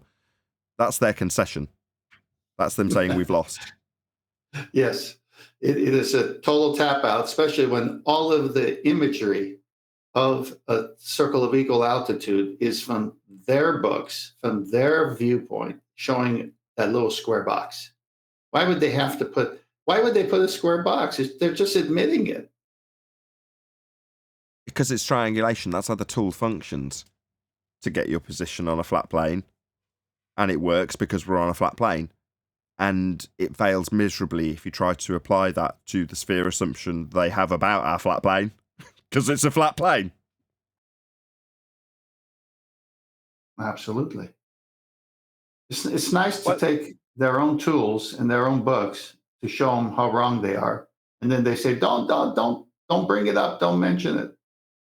Just a quick straw poll. Would we all agree that if, for the sake of argument, if you were a viewer now and you said to your friend or relative, "Yeah, go and check out Flat Earth Debate," and you'll very quickly realise why the Earth's not a sphere, because we've got every argument tied off in this particular corner of the internet. Now, I wouldn't say that was the case 2 years ago. Would we all agree that in the last couple of years, we've reached the point like we're discussing now, where we've got a concise, short, simple, easy to understand argument for almost every single claim of a globe? Here. Well, I'll comment. I would agree. I've learned a lot of arguments I'd never thought about from other people, like the panel members and guests, and I would say everything has become more concise. Seems there's more and more proactivity from our side in terms of things like this assertion currently with the sextant, or the assertion with the black swan, or the assertions in terms of Muppet vision and the lack of perspective in their Earth curve maths. All of these sorts of things are now sort of under our belt, and we're the ones actually pressing forward, albeit in a very fairly passive way. We're the ones pressing forward with our assertions. Meanwhile, I can't remember the last time a new globe claim came up. Here's a new proof of the sphere that you haven't heard 200 times already. Well, what I would say on it is that we've reached a point where I think it's kind of an acceptance thing. We we've gotten out of the weeds a bit and we've simplified the argument. It's not that 2 years ago we didn't have an argument for all the claims. It's that 2 years ago, because I mean, the Black Swan argument is not a new argument. I used to use it before the Black Swan came out, but it was the formulation of the Black Swan and the timing and everything. That's what gave it the power. But I mean, it's actually a 2015 argument, but it's how it's formulated, how it's put together, and how it's used. You know, everything just came together for that. But what I would say about it is we've just simplified things, and we are seeing we don't need to be in the weeds all the time, arguing all the time, because it's like the analogy yesterday about the Black Knight who was in the Holy Grail, in Monty Python's Holy Grail movie. Like, the ballers or the anti-flat earthers want us to stay arguing with them constantly, right? They want to keep this argument going constantly because they can't let it go that it's over. Whereas we're starting to accept, it's like you said, Nathan, a year ago, you have to, flat earthers don't realize when they've won. So we're starting to accept, look, we've won, it's over. In that kind of way. The outside world don't realize it, but we are realizing that the people we deal with are just trying to put as many roadblocks and ropes in our way and ropes around us to keep us in the argument with them that they've lost. They won't concede to losing the argument. So they're trying to keep us in an argument because they think the winning of an argument is just not conceding that you've lost. Interesting that you see it as roadblocks around you, because I don't see it that way. I see it as them putting roadblocks around themselves. Hey, well, Nathan. They want you in there with them, if you know what I mean. Again? Hello, Nathan. They want you in. Sorry. Hello. Hey, Again? I was wondering if you had a moment. Yeah, always. All right. Mind if I share my screen real quick?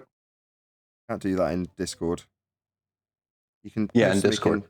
If you post something in the live chat, somebody from the panel will pick it up and present it. See if we can bring that up a little bit. Can you see that okay?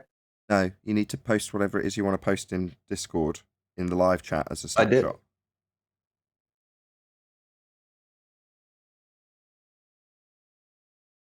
Did you hear me? Yeah, I did. You don't want me to share my screen then? Okay. I don't have that facility intentionally from Discord. Okay, that's not a problem. Give me a second. I'll just put it right up there in the live stream.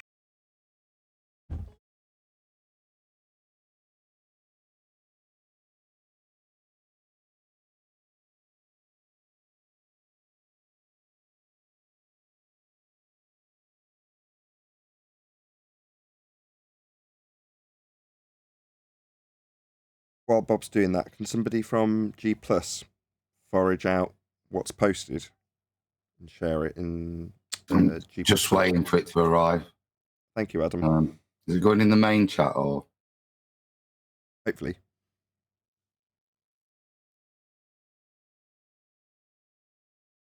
What is it you're posting, Bob?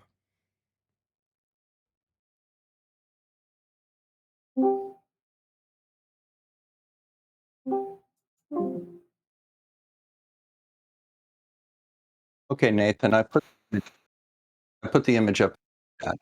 Okay, just give us 20 seconds and Adam will get it presented, hopefully. Sure.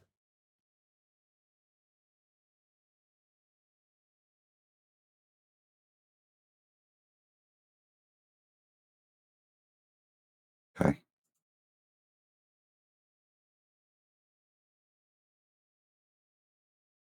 Let me know when you're ready. I think we're ready. Okay. Now, I've got two drawings here. You're drawing the one that you see is on the right, correct? Is that the triangulation you're talking about? I don't know. You just tell us, Bob. Well, no, I'm asking you. I don't want to misrepresent your argument. Is the one on the right the triangulation that you're talking about? I'm not with the sextant. I think you're misunderstanding what's happening. You're presenting to us. So you're asking me what I'm talking about. I haven't said anything yet. You're presenting to us. Well, you asked me the other day about a curved line. I was just wondering what curved line you were talking about. I see. You want to get back to my question? Okay. Yeah, I everyone- put- you, I put okay, you the- put the shoe on my foot. I lettered No the worries. So you lines. put the shoe on my and- foot. Tell me Hello? which one. Hello? Hello? You putting the shoe back on my foot? No problem. I'll re-ask my question. In Sure. atmosphere, where'd you get a straight line for the sextant? Which line are you referring to? A straight line. Well, there's a lot of straight lines. A is Where- a straight line. Yeah, okay. C is a straight line. D is a straight line. D is not a straight line. Which Let's one are you referring to? So on your diagram, which line is straight for the sextant? So you're looking through a sextant at things through the sextant. Which one of Yes. these represents that, first of all? Your sight to the star would be line B. Line B. Okay. Yes. And where's the horizon? The horizon's not in the diagram. You know how a sextant works? Yeah. What do you look at in a sextant? Well, you look at a celestial object. You don't need a horizon for a sextant. Don't need. You sound I did a little bit quivery in the voice there, Bob. You don't need the horizon. Of course not. I did a sextant reading on Monday on the video, and I didn't use a horizon at all for it, and I used 2 different sextants and got an accurate result. So you don't need a horizon with a sextant, no. Okay. So tell us how you did it. What did you do exactly? Well, there's a video of it. But what the thing that I was curious about is, what line do you think isn't straight? Is it B? I'm asking where you get a straight line in atmosphere. Well, I don't know which line you're referring to. I don't know of a straight line that I get in the atmosphere. Any straight line in atmosphere. Where'd you get it? Okay, let's I don't try have a this straight different line way. in the atmosphere. Okay. So you've I have a refracted line let's in try a different an way. atmosphere. Bob. So you said you established a 0 line, right? With your sextant without the horizon, correct? Correct. So that 0 line was straight, right? Yes. So the object that it was lined up with, you had a straight line to it. No. You just said yes. No, I said I had a straight line. I had that's 2 yes. straight lines. I have So that's a straight yes. line. So you have a straight line to it. Yeah, I have a straight line that's a vertical, and I have a straight line that's a horizontal. You have Those are both straight lines. Thank you. So you have a straight. So that's your straight line that you're looking out at with the sextant. You're establishing that that's a straight line. No. You just said No. yes. No, I said I have a vertical line, and I have a horizontal line. The line that I'm looking and the at horizontal object line with is not straight. straight. Sorry, Yeah, of course they are, by definition. So you're looking through the sextant, and what you're looking at, you Yes. have a straight line to it. No. Got a curved line to it. Well, then the sextant isn't of any use to you because it's trying to establish an angle. Yet it is of use to me because I can adjust for that curved line. That's what you adjust for the refraction with. Stop. Didn't seem to recognize what I just said. The sextant's establishing an angle. That would be the vertex between 2 straight lines. Now, I've asked you 3 times and we've got a convoluted answer about having a straight line and not having a straight line. So I'm going to ask again. I want clarity. When you look through the sextant at what you are establishing vertical 0 with, horizontal with, is that a straight... Bob, you're interrupting every time I ask the question. Are you triggered by this, Bob? Because every time I've asked the question, you've interrupted me during the question. That's the 3rd time you've done it. I'm going to try and ask the question unimpeded again. We'll see how you get on. When you look through the sextant, whatever it is you're establishing your horizontal line at 0 with, is what you are looking at being established as having a straight line to it or not? No, it's not. It's curved. Well, then it isn't going to be of any use to you if you're using a sextant because it uses straight lines to establish angles, Bob. No, that's not the way a sextant works. You can correct for the refraction, Nathan. Sorry, refraction. And you haven't established how much of an error the refraction would cause. What refraction? How much of an error would the refraction cause? What refraction? Nathan? What refraction? The refraction through the atmosphere. To the object that you're here we looking go. at. So we haven't got a straight line because there's refraction. Correct. Atmospheric refraction. Correct. Where'd you get R? I don't need R. Atmospheric refraction, otherwise known as terrestrial refraction, in standard form is 7/6 of the radius. Yeah, I don't need R for that. Yeah, sorry, yeah, I don't need R. Absolutely not. So 7/6 of a radius in standard form. Terrestrial refraction, atmosphere, is the refraction in atmosphere. Sphere being the bit that will require R. So you will need an R. You're asserting that we've got sphere-shaped air, atmosphere. Where'd you get R? Nathan, I can measure refraction directly. Sorry, where'd you get R for your refraction that you're claiming? Your refraction is in atmosphere. Using R for refraction, Nathan. Sphere. Do you hear the sphere bit in your atmosphere? Do you not know what sphere means? Yeah, I'm not using any R. Sorry, you said atmosphere. Any R? Hello? Atmosphere. Because that's what it's Sorry, called, hello? Nathan. Hello? Does it scare you? You can let me finish this statement or not? You've stated... Oh, feel free. I would, but you seem very triggered and wanting to interrupt this devastating point that I'm desperately trying to make while you interrupt it. So you've asserted... good luck to you, Nathan. There he goes again. What a coward. I'll try again. How many times will this coward interrupt this devastating point One I more? make about his claim of atmo? One more? Atmo what now? Atmosphere. Sphere? it's Oh, called, you're going yeah. to need an R for that sphere. Where'd you get No, I it? don't. Sorry, you don't need an R value for sphere? Are you thick? Do you not understand what a sphere is? Equations, Nathan. Sorry, Bob. Do you understand what your assumption of atmosphere entails? It entails you give me an R value. Where'd you get No, it? I don't have to give you any You R. don't have to. You can just say you're going to assume atmosphere without any proof of an R value. You can. I don't. But I'll laugh at you, you dumb fuck. If you're going to a sphere assumption on me, I'll demand R for your sphere assumption. I won't just tolerate that we're going to assume air is sphere-shaped. So, Nathan, how far... So where's your R for your sphere-shaped air, Bob? Right? Where's your R? I don't need one. What, for atmosphere sphere-shaped air? You're assuming air is sphere-shaped. But you don't need an R for your assumption. Yeah, you do. You're just going to go around in circles with us forever. How far am I from the geographic... Sorry, your atmospheric refraction requires R. You're not moving on. Where'd you get it? I don't need it. Yes, you do. For your atmosphere sphere-shaped air that you've assumed. We just stuck in this point, Bob. Is it the end of your time here because we're asking for R? Nathan, you can't get around this. I'm not... I can't get around it. You're trying to project on your failure to give me the R in your atmospheric refraction. Your atmosphere has got a sphere assumption, and I want the R for your sphere assumption when you said atmosphere, Bob. Don't need R, yes you do. Well, you say so. I don't. Yeah, I do, don't I? How do my balls taste while I tell you that your atmospheric assumption's going to need an R value? I will tell you, that's right. Suck it up. You can't get Well, around that's it, one of the Bob. problems you... Yeah, you can't get around it, Bob. Yeah. Yeah. So how do my balls taste?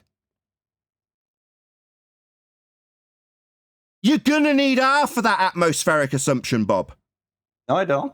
Oh, you don't? Yeah, you do. Directly. Yeah, you do. I can measure it directly. And measure the R value? Where'd you get it? That's what I'm asking. No, you I can dumb measure shit. the refraction directly. So the refraction's got an R in it, Dumbo. How many times are you just going to ignore that your atmospheric refraction needs R? No, you're putting an R. Sorry, why are you telling me that I'm putting on you your own claim of atmosphere? That's a sphere you're assuming, and it's going to need an R value. No, that's the name of the air around us. It's called the atmosphere. Yeah, that's sphere-shaped air that you're assuming right there. All right. So Yeah, not all right. It's going to need an R value. Not all right.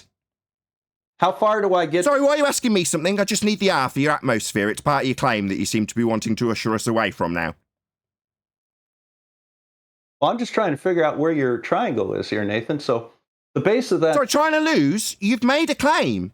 You're not prepared to back your own bullshit. You've said atmosphere. That's not my claim. It's yours and it needs an R value, Bob. Words have If you say meaning, so, Bob. I don't. Oh, what? You don't say so. You said the word atmosphere, not me. You say so. You say airsphere. Needs an R. Okay, so you're not going to answer the question how And far... there's no question of me. I'm asking where you get your R. We're into a claim you've made about bending light, which would invalidate your claim of a use of a sextant that needs straight lines. But I'm saying, where'd you get your R for your claim of atmospheric refraction you're going to calculate? And you haven't given it me yet. You told me that I can't get around this. Yeah, you can't get around it. I don't. Yeah. I heard that one already. That little chestnut of I can't get around your requirement for R when you say atmosphere. That's not a problem for me, mate. Okay, Nathan. So you can't. No, it's not okay. You need R. To the geographic You need point. R. You need R. It's not okay. Every time I point out your problem, you tell me I can't get around it. And then when I point it out again, you say, okay, it's not. You need R. Where is it? Give it me. Okay, so you can't tell me how far it is to the geographic No, we point, don't 'cause need that's kind of around. a critical thing. You do. Right, it's your claim. You're claiming the light to the thing you used to establish a zero straight line was actually bent. You've got a contradiction about a bent line, and when I asked you why you've got a contradiction, we went round 4 times. I don't have any You said it's contradiction at because, all. and then I started take it into interrupting me account. because you're a coward. Now he's going to start interrupting my summary of his failure. Aren't you, Bob? Do you want to summarise it for me, your failure? I'm not going to allow you to restate my argument, Nathan. I will, on my own show. I will summarise Bob the fuckwit's argument. His argument is we've got sphere-shaped air. And how did he assume that? Well, he said atmosphere. And he's trying to demand that, well, it's just, that's how we've got it. It's just my assumption. No, it's just the name of the air that we breathe. What, sphere-shaped? You'll need an R for that. It's in the refraction value in standard form at 7/6R. I've told you that 4 times. Well, can you get refraction any other way? Sorry, other than an R-based refraction that you're assuming? I'd like to know how you get your claim of your refraction, because I'm not claiming anything, you dumbo. I don't have any R, I just... You do, you've got sphere-shaped air. Are you thick as shit? You think your standard assumption because it's used in the language is okay, and because it's used in the language, you're not going to justify the R for the sphere bit in your vernacular? Yeah, you will. No, he's Well, I'll tell you basically what, let's go- declaring he doesn't have an R. No, I said know he it. doesn't I have don't an R. Like Katz doesn't have an R either. Bob hasn't got an R. You've got to be joking. You'd think he'd just give it us. I've told him. You can look it up, audience. Terrestrial refraction, it's based on R. Don't have to look very far to know I'm right. I'm asking where he gets the R in his equation for refraction that he's claiming, and he hasn't given it me yet. If he was a true sphere believer, he'd just give it me, wouldn't you, Bob? But you haven't got one. I don't need to. You don't need R. It's the very basis of all the curved maths, but he doesn't need it. Why would a sphere believer be telling my audience he doesn't need R? It's in your diagram, by the way, Bob. Directly, how far will Sorry, I Bob, be it's off? in your diagram. Let's just point out where Bob has got an R value for his sphere assumption. It's right here, Bob. You've got angles drawn off it and all sorts of shit in your diagram. So the one in your diagram, the R for your sphere in your diagram, where'd you get that? At all. How far will I be off? Sorry, why'd you keep babbling through me and asking me questions? Where'd you get the R for your Because you're diagram not on screen? answering them, and I'll keep asking them. Okay, until where'd you get the R for your diagram on screen? refraction? How far will I Refraction, be off? mate. Where'd you get the R for the diagram you've got on screen with your smiling face? I don't have any R on my diagram. Oh, really? Do you want me to draw my mouse over it? Adam's doing it too, just to show what a fuckwit you are?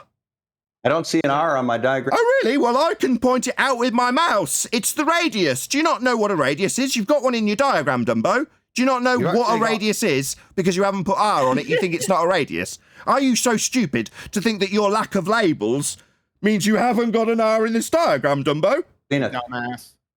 Sorry, All dumbass. right, so Nathan, Dumbass. I'm asking you a question, Dumbo. You think because you haven't labelled it, it's not there? you know, I don't want to stress. Yo, shit for brains.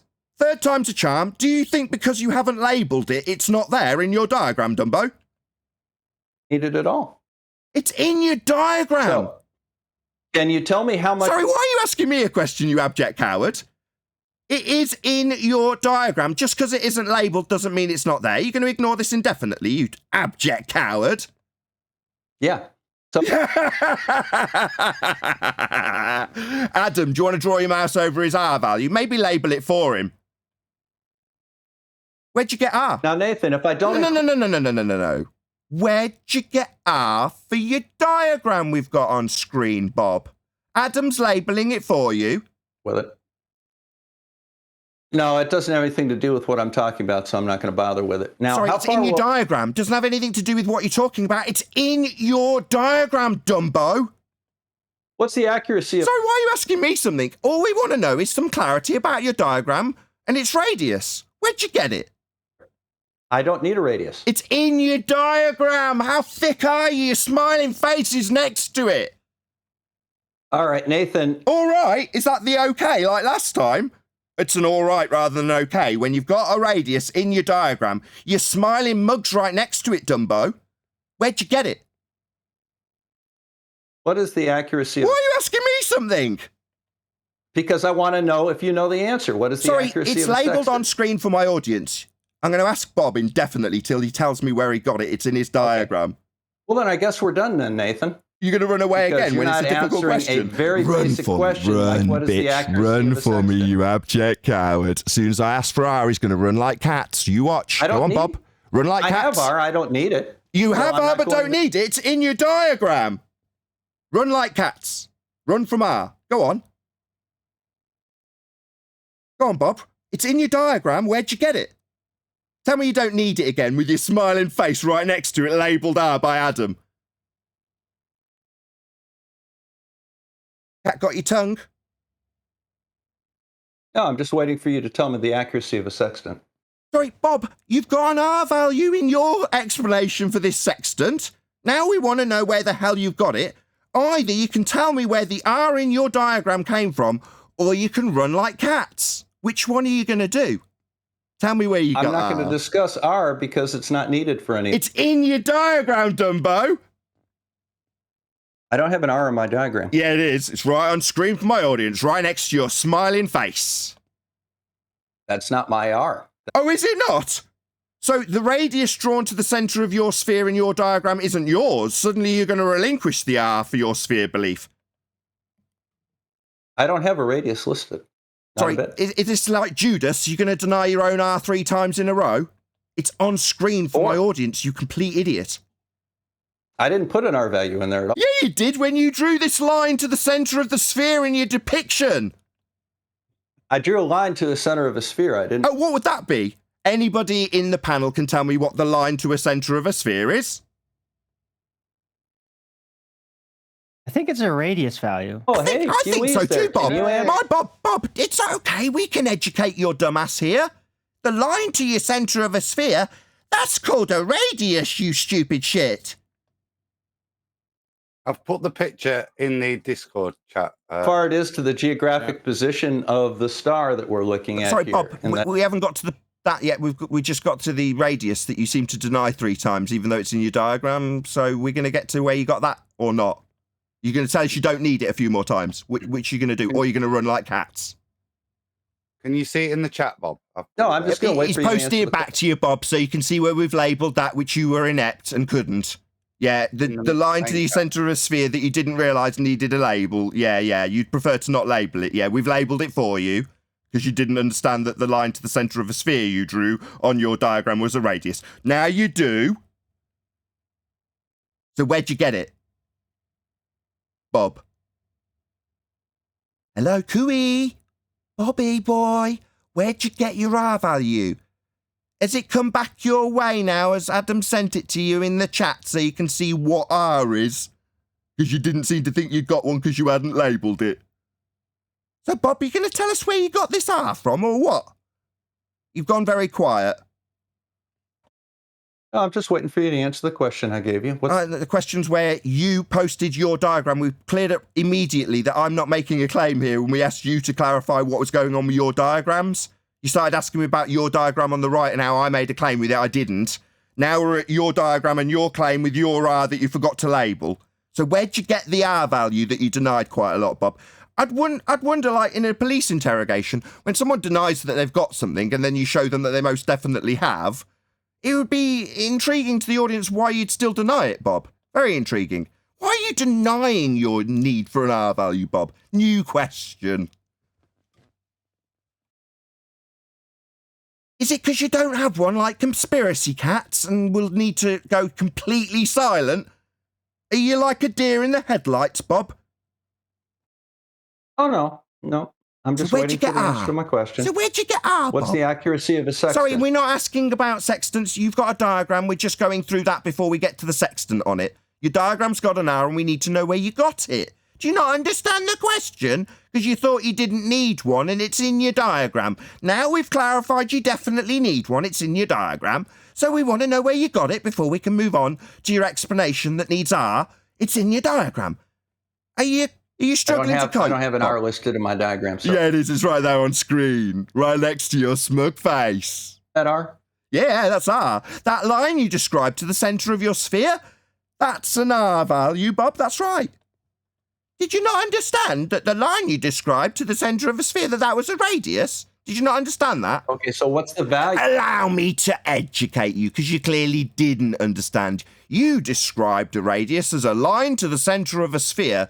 Now, that would be an accurate description of a radius, Bob. Do you understand now that that line you drew to the centre of a sphere is a radius? I don't mind educating your dumbass as a flat earther. You're very stupid. Now, look, we can either move... Now, we aren't going to be listening to you, Dr. Bob. We need you to be educated by us. You say, line to centre of sphere. We say, yeah, that's a radius.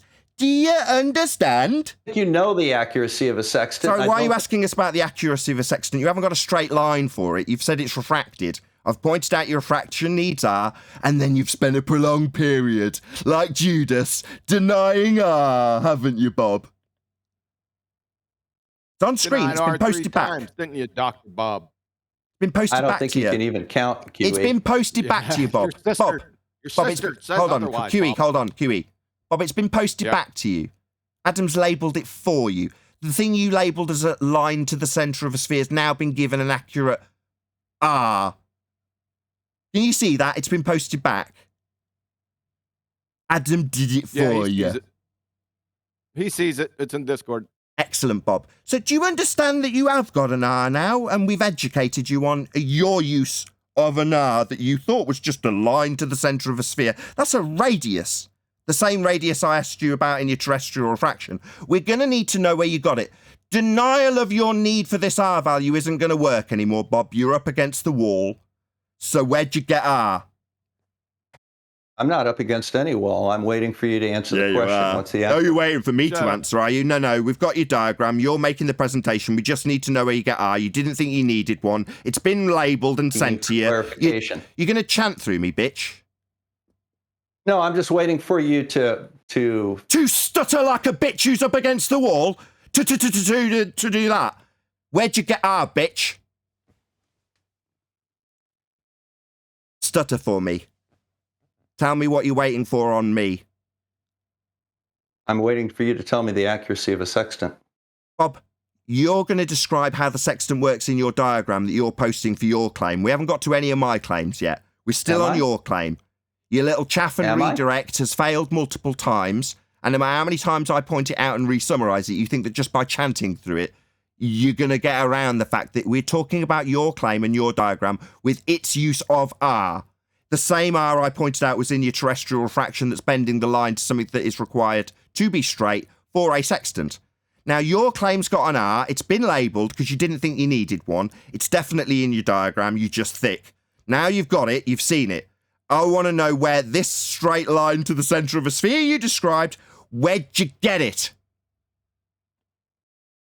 Where'd I get the straight line to the centre of a sphere? Yeah, bitch. Where'd you get your radius? Well, first of all, watch your language with me. Suck my balls, Dr. Cocksucker. You haven't got a fucking radius, you daft twat. You haven't fucking got one. Do you think we've spent this time obfuscating around the R that you said you don't need so we could label it and send it back to you for me to concentrate how I'm teabagging your dumb fuck ass? No, bitch. You are indeed getting put in your place by a flat earther, you dumb fuck who doesn't know what a radius is. Do you understand me, bitch? That was a question, not rhetorical, bitch. You are bitch. Dr. Bob is my bitch right now, with his tremoring voice and his need to ask me questions.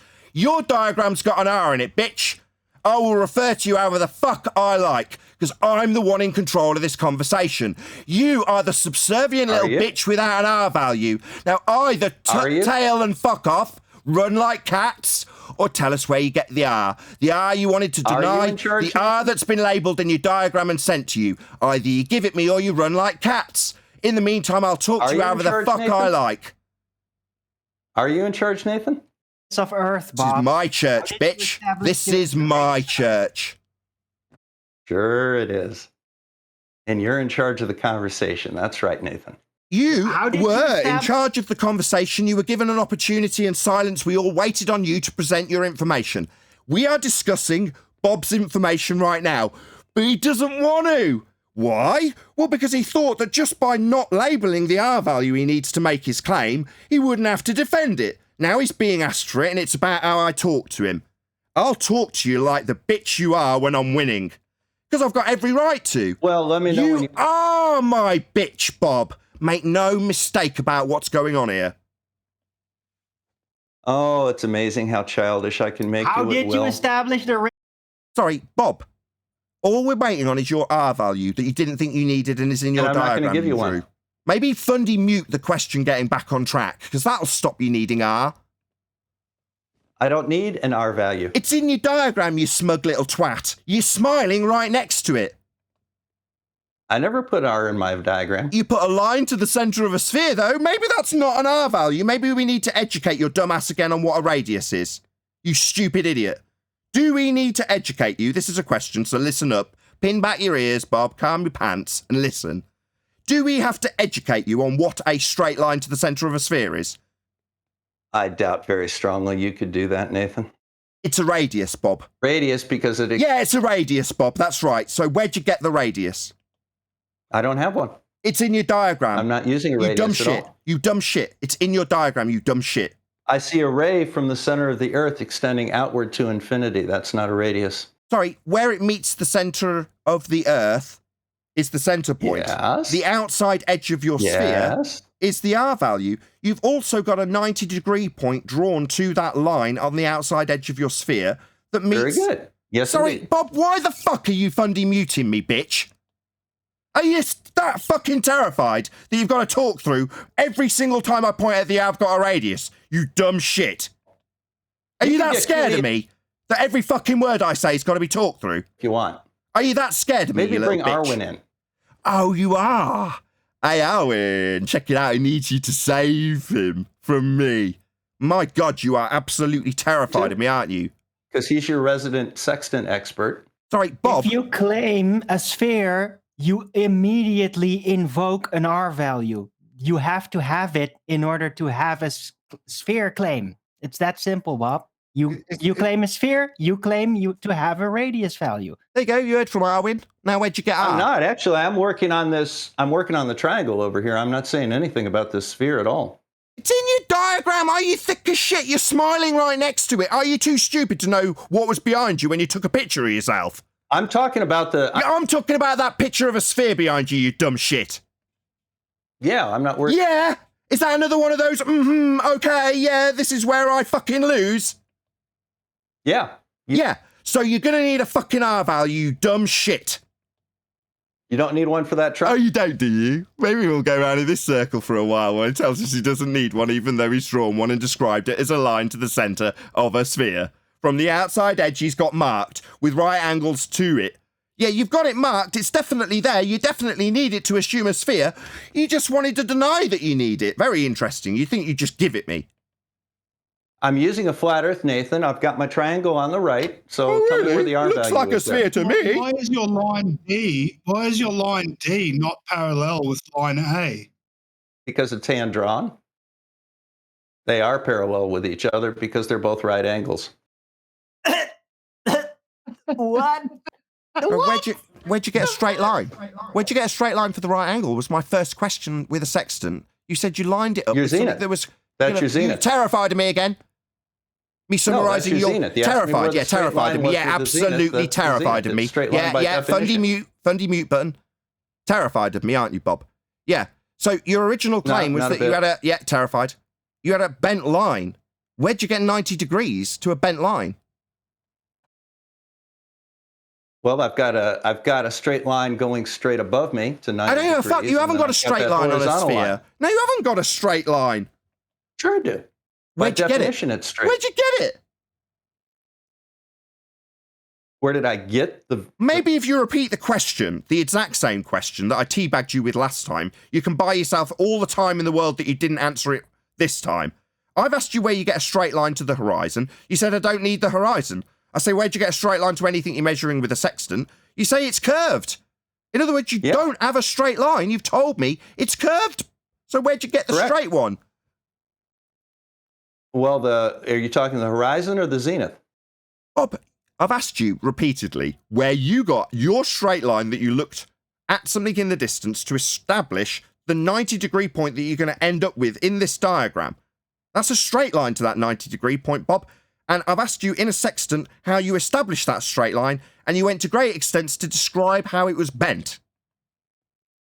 The 90-degree line going straight up is my zenith, Nathan. It's by definition a straight line. Your zenith isn't going to give you 90 degrees to the GP of the star, and it isn't going to give you a radius value to assume your diagram. Okay, so where's the GP of the star? In your diagram? In the triangle. In your diagram? Yeah, in the diagram. Where's the GP of the star? Sorry, in your diagram, it's got an R value. Yes. No, it's not. There's no R there. Yeah, there is. It's been relabeled. Sorry, are you going to deny that it's been sent back to you by Adam? Are you going to just deny it? Sorry, Bob, when you sent us this diagram, we didn't just pretend it didn't exist. So, can you clarify that you've got back your relabeled diagram with R? It measures from the center. No. No, I'm talking about the triangle. Again. Where's the GP No in the worries, triangle? Bob. No worries. We're not just going to circle jerk round. Bob, I don't want to just circle around indefinitely with you denying that there is in fact a radius in your diagram. So, already... Not in the triangle, there's not. Bob. So, already we've not sent in the triangle, you... Yeah, Bob, Bob, Where's the GP in the triangle? I know you're very triggered and Fundy mute time is needed. You've sent us a diagram and we've gone, oh, look, the radius value is not labelled. We've labelled it and sent it back to you. So, first we need to confirm that you're not just going to continually circle jerk around denying your own R value that is definitely in your diagram. Just wasn't labelled, Bob. So now we've labelled it. It was already there. So we need to confirm that you can have it so we don't have a constant do-si-do of you denying your own radius that's in the diagram you've sent us. Unlabelled, now labelled. Do you have the labelled version? No. Can somebody send him it again for a second time? You can send it as many times as you want. I'm still not going to have it. So let me get it straight. We'll look at your diagram and assess the validity, but simply labelling an unlabelled radius is not tolerable by Bob. Correct? Where's the GP on the... Sorry, why are you now subverting my question? You won't tolerate ascending... Sorry. Where is the GP just let me on just the diagram? clarify before we move on, Bob. I'll move on. Just so long as you clarify what's happening. You are refusing to accept a piece of information that is your data just with a label added where you had left it off. You won't accept that being sent to you, correct? Correct. You fucking coward. So we've given you the floor and put your diagram on screen for this entire time for an audience. You won't even look at what we've sent you back. Nope. You fucking coward. You fucking coward. Hey, Nathan. I think Bob may be you know where the GP allergic. is? Sorry, you are a coward, Bob. An abject coward. You won't even look at it. Nathan, I don't need extra labels on my own diagrams, Nathan. Why? Because it means you might have to justify the line to the center of the sphere that we're asking for. So if it doesn't have a label on it, you don't have to justify it. Are you really this pathetic? Is that really your rebuttal?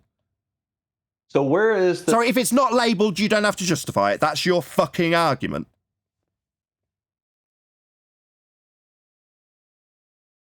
Notice he's not Fundy muting me, he's just in stunned silence again. So no Fundy muting when I point out that literally, unless it's an unlabelled diagram so he can deny his use of R, he's not prepared to accept a labelled version of something that is absolutely in his diagram. What a coward. You didn't label the circumference either. So what? Oh, so we are now under the understanding that we've got circumference and radii then? I don't care if you label... Oh, you don't care? You don't care if we label your requirement for a radius? Because if we label it, you might have to justify it. Right. So where's... Why are you asking me something? You've got a radius value for your terrestrial refraction argument that didn't give you a straight line for a sextant. We're yet to establish where you get a straight line for this tool that will give you angles. You haven't given us that either. Where'd you get a straight line for a sextant? I don't need a straight line. I'll have an error with it if I don't have a straight line, but I can accept that. So where'd you get a straight line for the sextant? I don't have one. You don't have one? It's a tool that measures angles from straight lines. Yep. So if you But haven't the got line's an not angle, straight, is it? so if you haven't got a straight line to measure an angle, then you can't use that tool on a sphere. Sure you can. It uses. I did it Monday. Sorry, it uses straight lines. No, it can use curved lines too. Sorry, do you not understand what a vertex You'll have an is? error What's, with what's it a if it's a vertex? curved What's line, it but you can measuring? use a What's it curved line with measuring? it. What's it measuring? You're measuring the sight to the star. You're measuring the altitude of the star or whatever body you're looking at. What of it? Okay, well, that's where your angle comes from. Yeah. Angle? And It's what's the an angle? GP Is of it the star. an angle? So that's two straight lines meeting then? Not necessarily. Not necessarily. What kind of double-speaking, fundy, batshit insane idiot are you? No. Sorry, let me just get it as a quote. An angle doesn't necessarily need straight lines. Let me say it, Bob. Yeah, you'll have an error because it's not a straight line. But how much is that error? Sorry, it's a geometric tool. It's not concerned with fucking errors. It's not sentient, you dipshit. No, it will. It's not sentient. It's not worried about how straight the angle it measures is. It just measures an angle. That's a straight line. That's all it measures. But if the lines. Yeah, angles. So where'd you get the straight line for? That angle. And you haven't got one. You've already admitted you don't have one. You don't even understand the question, do So you? why are you ad homming me, you pathetic little bitch? Well, I'll have no ad homs here, bitch. The question that I'm So you think you're in a position to fucking ad hom me about what I don't understand? An angle is two straight lines and you haven't got the second one. Now, I asked you if you don't. Don't tell me what you've asked me. I'm telling you, your tool that you're describing measures angles. That's two straight lines. One of yours is curved. Yes, so how much? So you can't use this tool on a sphere. End of sextant claim. It measures angles. It's not sentient. It doesn't concern itself with anything. It's a tool for measuring two straight lines and getting an angle from them. And you haven't got one of them on a sphere. So this is going right over your head. I asked you how. Oh, right, another ad hom. So he hasn't got two straight lines on a sphere. Rebuttal, you don't understand. No, I'm just asking you. Don't ask me anything. You haven't got two straight lines. You've made it very clear. You haven't got the second straight line for this geometric tool. It doesn't care that you haven't got it on a globe, faith, belief that you hold. It's still just a tool for measuring angles. Yes. Yeah, and you haven't got the second straight line, have you, Bob? Do I need one? Yeah, you fucking do to measure an angle. And if it's not. Sorry, you're going to ask me something, bitch. Yes, you do to measure an angle. So yes, you will require two straight lines, and you haven't got the second one on a globe. How much of an error? Why are you asking me something, bitch? Is this scary for you, the fact that this fails for you as an argument? You need two straight lines, yeah, it's measuring an angle, and you haven't got the second one on a globe. Well, at my location, that'll cause a 3-mile error in my. Sorry, that means you haven't got a straight line. Correct. Right, so this tool is used to measure straight lines and angles. Your fundy sphere belief is not factored in. You dumb bastard, Okay, it so- works because you're on a flat earth. Miles off. Is that significant? Bob, Yeah. Bob, I don't Why? care because your claim of this sextant... Why is will- it significant, Arwen? Okay, don't ask Arwen to save you from me. Your diagram... I don't that need makes this- saving from you, Nathan. I've been in control of this conversation the entire time. You're dancing to my tune. You're delusional fuckbag. So, I'm 3 miles off. And So suck my balls, you think you're just going to take over this fucking conversation? Your fucking claim has got an R in it. Now, you can deny it and pretend you haven't got it like a fucking crazy idiot, but you have got an R in your claim for this sextant that you're going to now babble on about. Now, before I get any further claims from you, you batshit insane idiot, you're going to give me R, or you're going to just deny it and run away. Because you have got it, you do need it, and you are going to give it me, or you're going to run. There's no other options. No, I'll just continue here and take up your show. I don't mind. What? Not giving us R for the claim that you're making with your smiling face right next to it, with you denying that you need it? It's pathetic. So how, in order to try... So stutter around the fact you haven't got your fucking R value in your diagram next to your smug smiling face? Yeah. How do I... Yeah. Well, no.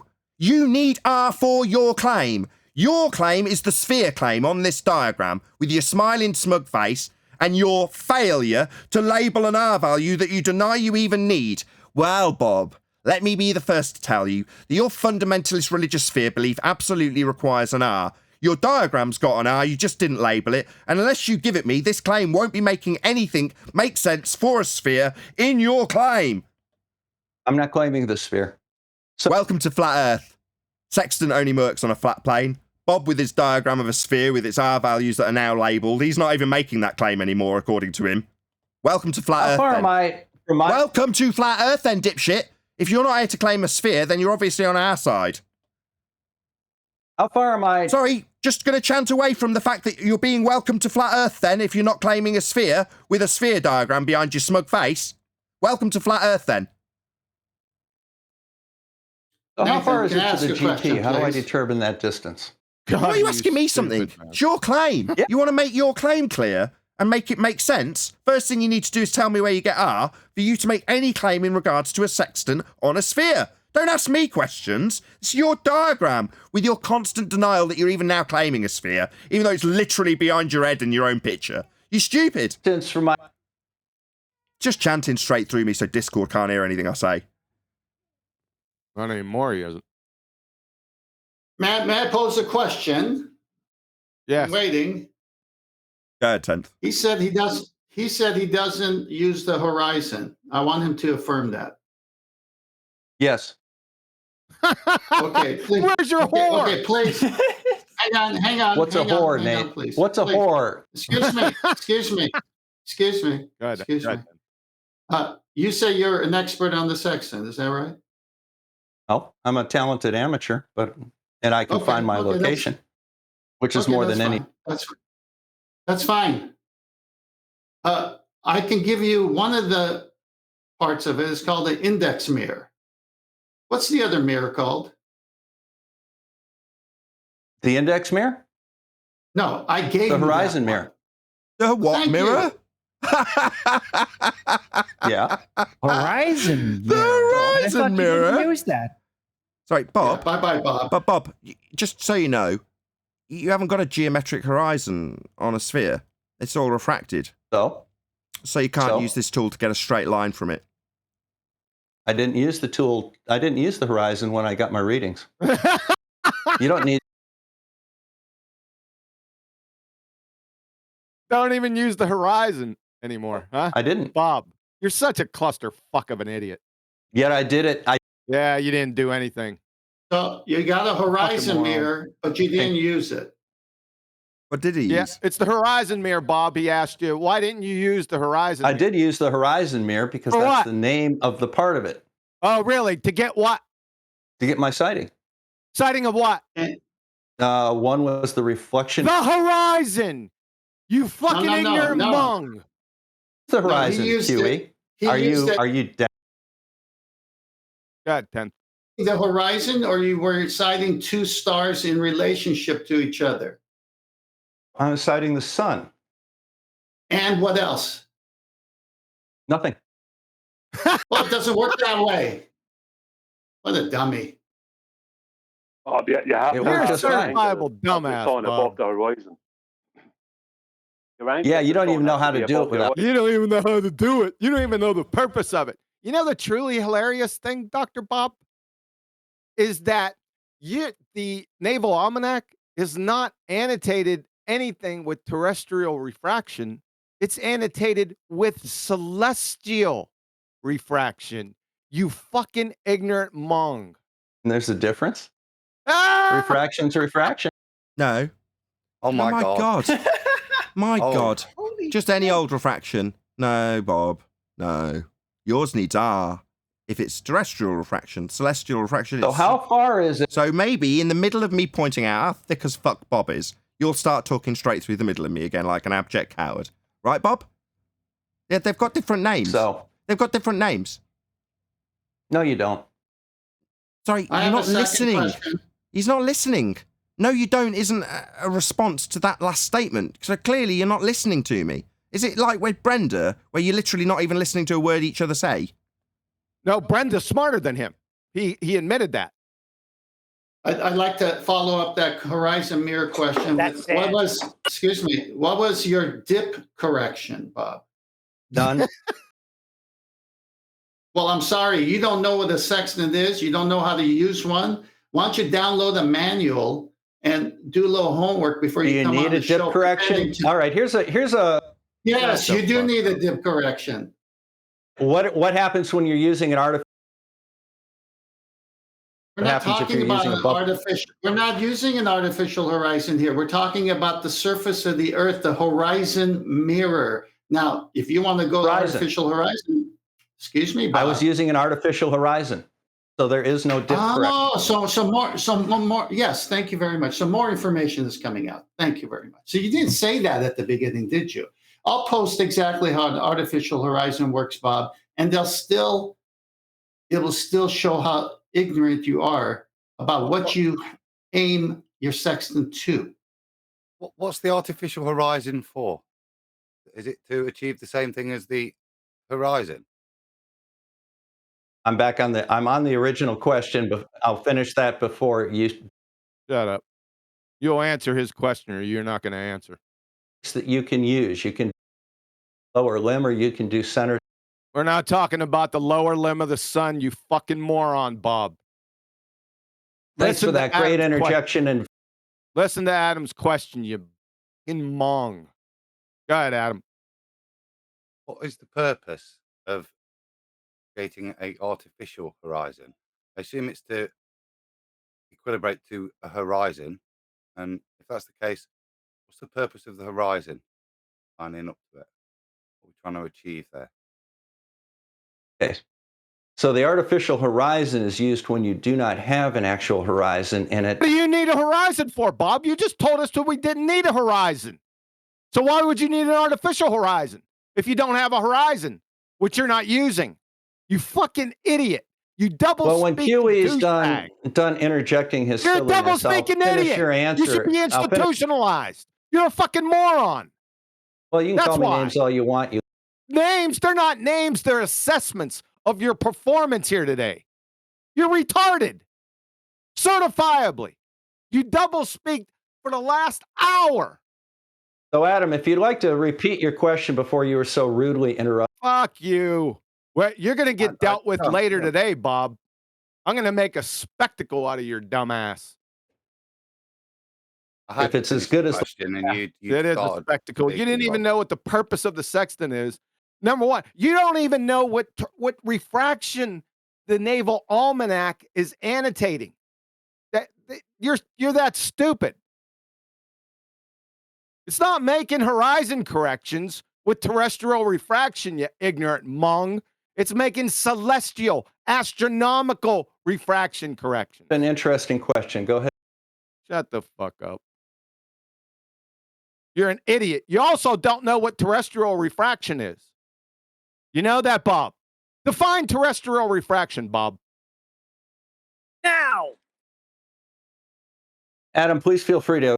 Define terrestrial refraction, Bob. You said you didn't need a radius for terrestrial refraction. He can't. Sounds like you don't know what it is. He can't. Please define He said terrestrial refraction's refraction. He's already answered. He said refraction's refraction. So he doesn't know. So terrestrial refraction. Adam, did you have a question? Refraction, Bob. So you're dumber than Mark Taylor. Just then. picked someone random in the crowd. So with me, it was Arwin. Arwin, have you got a question? Now it's Adam. Well, Adam was asking me a question about the artificial horizon, which was actually probably one of the more interesting questions that I've heard so far. You said we didn't need a horizon before, so why would we need an artificial horizon? But that's okay. We'll go on. Why would we need an artificial horizon, Well, we don't Bob? need arms and legs, but I've got artificial ones. GP from my. Shut the fuck up. You're a bumbling buffoon. You butt-headed baltard. He's saying we've been showing that in spades today. I'm still waiting for the definition for terrestrial refraction. Bob, you said we didn't need R for terrestrial refraction. It was referenced earlier, Nathan. I think somebody arms and legs. I think Bob's lost both arms and both legs now. He's lying on the floor telling me he's going to bite my leg off. Right. And I think we're done. Arms and legs are overrated. He was done when he was born. You flathead Herman Munster dipshit. Bob, Define terrestrial refraction, Bob. Or make it a point. Bob! Booby! Now, Nathan, I asked Nathan's you, how do we tell bitch. how the Nathan's bitch. Define terrestrial refraction, because you said that R doesn't have anything to do with terrestrial refraction. So define it. Show it. Show somebody it. keeps server muting me, and I don't Show it. appreciate it. Now, Nathan, how do we? Oh, let's Nathan, your ass. You're his bitch. So terrestrial refraction from Andrew Thomas Young, the subject matter expert. Remember, you said you didn't need the radius to calculate terrestrial refraction. From Andrew Thomas Young, the atmosphere is also curved. This is underneath terrestrial refraction, as it follows the shape of the Earth. In the calculations below, we'll adopt the rough value of 6,400 kilometers as the radius of curvature, Bob. That's how you calculate terrestrial refraction. You're a fucking imbecile. Aren't you, Bob? Flathead, Herman Munster, Bob. I just defined it for you. Do you need a radius to calculate terrestrial refraction, Bob? You don't ask me any questions. I'm laughing too hard to answer any. Bob, do you need the radius to calculate? Now, you're going to continue to mute me, Nathan? You're fucking finished. This is going nowhere, Nathan. So He doesn't realize. Sorry, I had my name. I was in the other room. What's wrong? Hello? He doesn't want to answer any questions as usual. What does he want? I just let him call my name. What do you want, Bob? Just come back after. Are you going to continue muting me, or are we done here? Bob, I'm back. I was in the kitchen. What did you want? You called my name. Okay. How far is it from our observer? How do we determine how far? Fuck you. How long is a piece of string? Did he want me? I was in the middle of making a cup of coffee, right? Suddenly heard my name shouted out really loud. Did he not want me? Muting me here. Somebody keeps muting me. Can I? He's just randomly guys in G scattergunning Plus. Can I questions just to get away from not being able to answer. Hello, Owen. What's happening? Owen, I'm trying to get a hold of the chaos. Step away for 30 seconds. I kid you not. What's going on? I took over, Nathan. I'm curious as to how you determine the distance to the GP. Is it related to the zenith angle? Fuck off. Fuck off. You're not answering the question about terrestrial. Nathan, I asked him what terrestrial refraction was because before he said you didn't need the radius for terrestrial refraction. So then I defined it and it said you needed the radius for terrestrial refraction.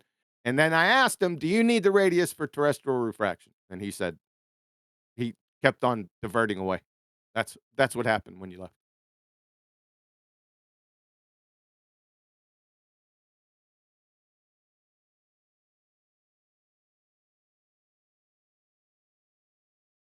Can I ask Bob something?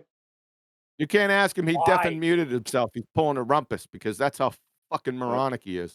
He doesn't realize the sexton works because he's on a flat Earth. Plain and simple.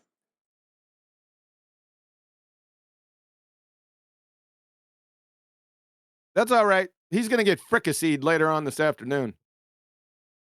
Fucking idiot. I want to know why they're denying their radius. Everybody's denying the radius. They're all flat earthers. This fucker got two 90-degree angles on his map, and he's talking about a triangle. Unbelievable. On that denial of the radius, I'd just like to point out it was Peter, not Judas. Yeah, you got that wrong, Nathan. Right? Thank you. What I wanted to know is he came in originally, and one of the things he claimed was that he was asking about our claim of triangulation, that the sextant is used for triangulation. That's not our claim. That's its actual use. We don't claim that. Every mariner who's ever learned to use one claims that. Every almanac shows that. Excellent. Finally, somebody who knows what they're talking about. Brian. He came in. Shut the fuck up, So Bob. that's how we actually use the sextant. Shut the fuck up. No. That's how we use the sextant on a flat plane because we can get straight lines for that tool. You can't. Yours are all curved. Wait a second. Exactly.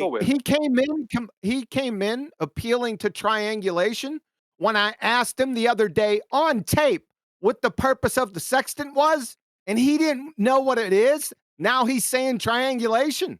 Really? That's amazing. No, he was asking us, So you are we learned something, claiming Bob. triangulation? But Bob asked, So did you learn something, Dr. Bob, after I embarrassed your dumb ass? Nathan, you mute me one more time. We're done. I've just sat down. I've been in the kitchen the entire time. I've been here for 30 seconds. Whoever's muting him, Somebody's stop muting muting him. me. Right, I don't care Who's who's muting doing me? it. Right, look, Bob, trying to take charge. I think it's QE. Just saying. Whoever's muting him, stop. Get the fuck off the muting button. Okay, I'm trying Shut to take... your fucking mouth, Bob. Guys, both of you, please. Right, Bob, I'll try and stop. He mutes me one more time, Nathan. We're done. Fuck you, Bob.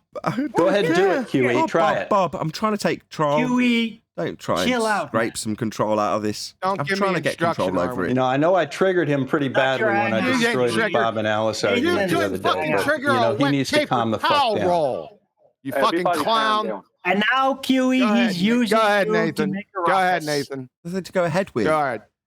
We've had all we need. Now, Nathan, Denial of art. I'm more than happy to speak with you, and I'm more than happy to speak with Brian.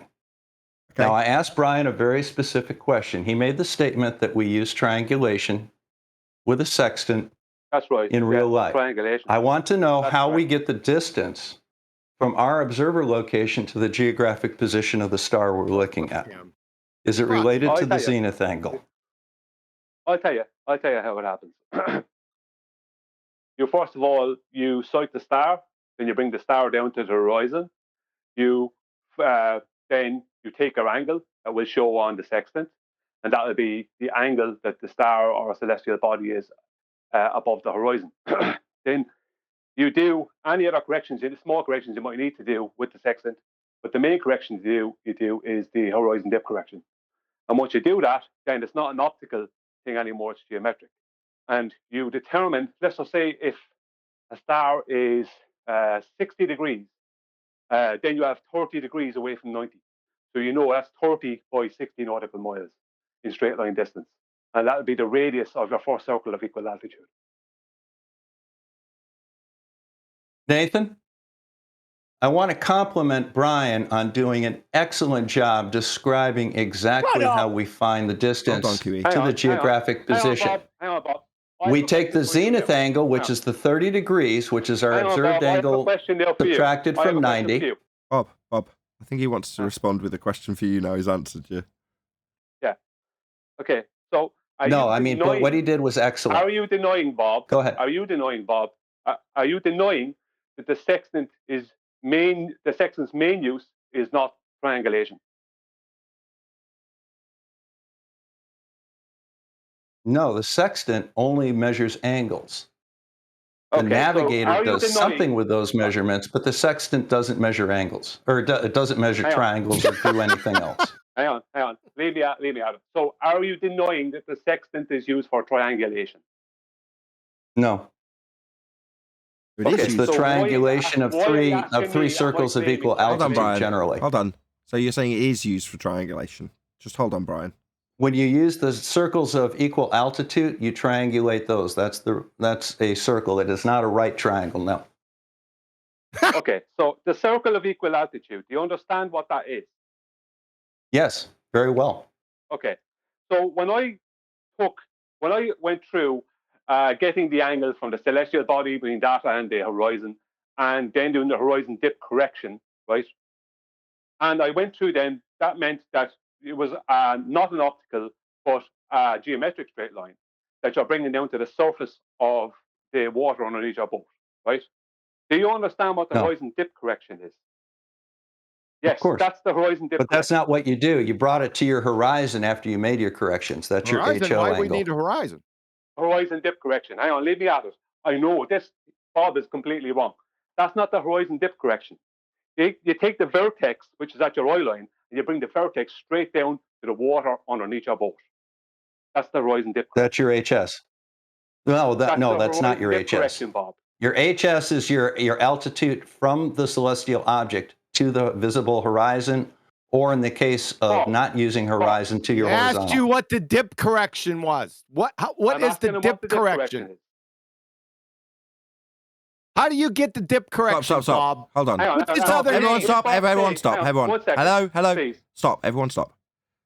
Bob is being asked what the dip correction is. Now he's saying, is it the HS? He's being clarified. No. That's not what I'm asking him. I know. I'm clarifying that for him. You're just being asked, do you know what dip correction is? If you don't, that's fine. Just say no. If you do, just tell us what dip correction is, Bob. Yeah. Correction is. Dip correction is related to the angle formed between your horizontal and the horizon as you look down from an elevated height. And it's done by elevation off the surface of the So earth. it's the observer's height, Bob, right? Perfect. Thank you. No, you have to completely welcome. missing. You have to completely missing what I was doing. Completely missing it. Right? I asked Bob, I said to Bob, I said the horizon dip correction is taking the vertex of the angle, right, the satchel oil line, and bringing it straight down to the water directly underneath your boat. Now, Bob, is that That's the horizon not dip the dip correction? correction. That is the horizon dip correction.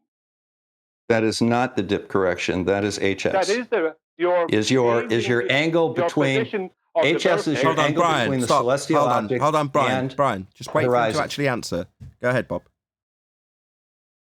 Your HS is your angle, is your altitude from the celestial object to the horizon. Then you remove the dip correction, which is related to your downward look from the deck of your ship or whatever. And that brings you up to the true horizontal from your location, which is the tangent line to the surface. You just stated that your dip. Are you talking about taking the lens of the sextant and dipping it down towards the surface as the dip correction? Is that what you're stating the horizon dip correction is? Well, you look up to the celestial object and down to the horizon. I didn't ask you if you looked up, right? I asked you, right, if you're taking the lens of the sextant and you're dipping it down towards the surface of the water. Is that what you're saying? Are you asking specifically, Brian, settle down. Now, are you asking me specifically if I'm looking downward towards the horizon? The answer is yes. So you are dipping the lens of the sextant down towards the water, and that is what you're claiming horizon dip correction is. So you're claiming horizon that is what dip correction is. That is the dip. Hold on, you have to correct stop, for everyone, it. stop. Just want to clarify what he said. So you're saying that when you use the sextant, it's literally pointed downwards towards the lower horizon on your sphere. I'm not going to try and get you in a gotcha. I'm just clarifying your position, Bob. That's absolutely correct, Nathan. Fine. Go ahead, Brian. No, that's not the horizon dip correction. The horizon dip correction is taking the vertex of the angle from your oil line and bringing it down to the water directly underneath the boat. When I do that, Bob, how do you create, right? How do you create a radius line, Bob? You never create a radius line. But you don't create a radius line. Circle of equal altitude, Bob. The GP, the zenith to the GP of the celestial body, from there to you is your radius line of the circle of equal altitude. No, it's not. Hold on. Stop. This is That's my not what argument. a Hold on, circle Bob. Just stop a second. I just need to clarify what's happening because this isn't my argument. You're having the argument with Brian. But to clarify, earlier you said you understood what an area of equal altitude was, and then you described it. Circle of equal altitude. Circle. Now, that also has a radius. You seem to have a bit of trouble with radii today. Nevertheless, you described it already. Now, Brian's just saying that has got a radius. And you're saying, no, it hasn't. I'm a bit confused. You've already described it once. Now you're denying it. That makes no sense. It's got a distance, Nathan, to the geographic position, which in the situation where our vertex angle or zenith angle is 10 degrees, Brian correctly pointed out that would be 600 nautical miles to the GP. But that's not a radius. The circle of equal altitude is a circle on the Earth where your sighting to the altitude of the star is exactly the same. For example, if you imagine that the North Star is directly over the North Pole, we'll just roll with me on this. Hurry up! If you looked at the Arctic Circle, the altitude to the North Star throughout the Arctic Circle or throughout 60 north latitude would be exactly the same. All along that, Bob. all along that circle of equal altitude. GP, dipshit Bob, from the GP to the outer edge of the circle. You're breaking up, Brian. Is the fucking radius of the circle, you numpty Hang on. dipshit. That's what I'm trying to get to. Please, QE, please. So, Bob, from the GP, right, which is in the very center of your circle of equal altitude, from that, in a straight line out to the outer circle, out to the edge of that circle of equal altitude. Any straight line from that GP out to the edge of the circle, is that not a radius? There's no straight line between the GP and your location on the circle of equal altitude. How do you create a circle? Hold on, Brian. Hold on. Your position is that on a circle of equal altitude, there's no straight line. You asking me that? Well, I'm trying to get clarity on a contradiction in terms. It's a circle of equal elevation, equal altitude. You're saying no straight line from the outside edge to the center of it. Correct. But it's a circle of equal altitude, Bob. Yes. There's a distance, but it's not a straight line, no. That's completely You just incorrect. contradicted yourself. You're a The fucking equator, moron. for example, Sorry, on a spherical Earth would sorry, be a Bob, circle of Bob, equal stop, please, I altitude. beg of you, Bob, stop, everyone stop. Bob, what's happened is I've just clarified your contradiction, and you've ignored it completely, and now you're moving on. Now, that's annoyed QE, because you've got a contradiction that you've not addressed. So, do you not understand the contradiction that we've just explained to you? If so, I'm happy to explain it. And Brian's waiting in the wings to move on with his point, by the way, while you struggle to understand radii again.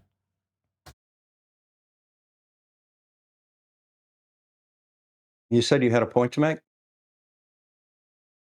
You are in a contradiction. You have a circle of equal elevation, and you're saying that the straight line from the centre isn't straight. Now, you've already clarified that you understand. It's not.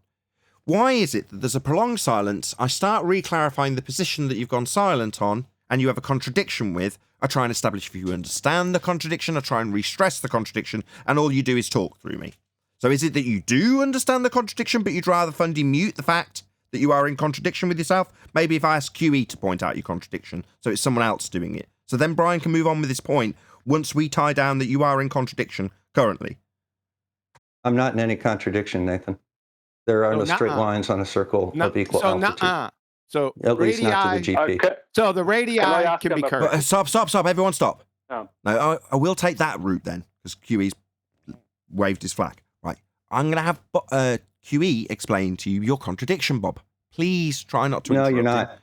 Bob, I know you've just tried to hand Bob, you're being unreasonable. He muted me, Nathan. No, I'm not talking to QE. That's the bottom line. I don't need to. Yep. I've already made my statement, and I'm correct. So I don't have anything else that I need to demonstrate. You're not correct. Okay. Bob, answer one question for me, right? Is a circle two-dimensional or three-dimensional? Excuse me? Is a circle two-dimensional or three-dimensional? A circle is a section of a sphere. Is a circle two-dimensional? A circle is just simply. I'm not here to define geometric terms. Yeah, because you don't know them, because you're a fucking idiot. Wow. Brian, I'm not here to define geometric terms for you. You're a fucking idiot. Know what a circle is. That's right. You don't know geometry at all. Is a circle a two-dimensional or a three-dimensional object? You can have circles on both. Is a circle That's not the question. or three-dimensional? Right, what is going on? What is going on? Do I have to answer Brian, for I've you? already answered your question. You've already answered. Yes. Everyone stop. What's going on? This was the deal I had to deal with when I was discussing this with you, Bob. Yeah? There's obviously a clear answer. Now, are you relying on the audience being thick as shit? Not realising? What are you doing? He's asking you if a circle's 2D or not. There's a really distinct answer. What now? I've got to ask my audience. It doesn't have to be 2D. Yeah. Of course you're going to interrupt me. I'm answering the question. No, you don't need to. Now I'm talking to my audience, Bob. I'm saying, audience, ask yourself this question. If you were asked if a circle's two-dimensional, would you just say yeah? Or would you do what Bob's doing, which is dance around all over the place? And then when you say, no, I wouldn't dance all over the place, ask yourself why Bob is dancing all over the place. Yeah, we all know where this is going, Bob. You're asserting that the line to the centre's got a curve to it on this circle. Now, that curve for you is over a spherical surface, three-dimensional. You're being asked if a circle of equal elevation, equal altitude circle is 2 or 3 dimensions, and you won't answer. It's pathetic. Well, a circle of equal altitude on the Earth is in 3 dimensions, yes. No, he answered the question. And you can easily demonstrate that by taking a basketball or a soccer ball and putting Shut your glass mouth. on it. He's moving away. He's moving away. All right, he's fucking I'll ask done. you again, Bob. Hold on. What's going on? It seems like you're literally ignoring QE. Have you literally muted him? Yes. Why? Because he's scared he really has got nothing to fucking contribute to this retard. conversation. So he did answer the question. He said a circle can be either 2 or 3 dimensional. You would fail intro to 4th grade geometry. A circle is 2 dimensional, and you fucking idiot. Right, everybody That's knows who we're this. dealing with. Can I ask? I'm having a good conversation with Brian. He's being respectful. I'm Good being conversation. respectful to You're a him. moron. Guys, stop. You've just obfuscated a really simple question because you know where it's going to go. You're going to assert that the line to the centre's got a curve to it, but it's a circle it's being described as, and that's 2-dimensional. So your curved surface won't exist. Again, there he is again, right at the end of my conclusion. What a coward. So your argument is going to be... Your conclusion's wrong, Nathan, and I've answered it 4 or 5 times. So why do you keep asking the same thing? It's wrong. You're wrong, Bob. You're a buffoon. Yeah, Bob, that's what he is, a buffoon. Maybe he has some references to this train of thinking. I've never heard of that Well, before, he's drawn a close to the conversation. Brian can't move on unless you accept a fundamental principle that a circle's 2-dimensional.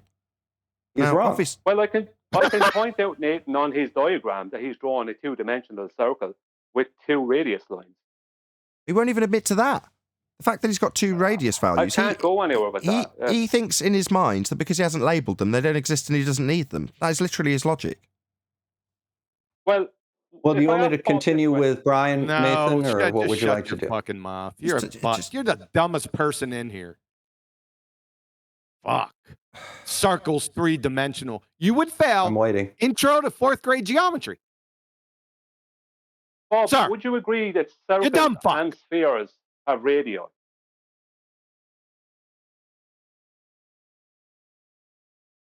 You say something, Brian? Yes. Would you agree that circles and spheres both have radii? Yes. And what is a radius? How would you define it?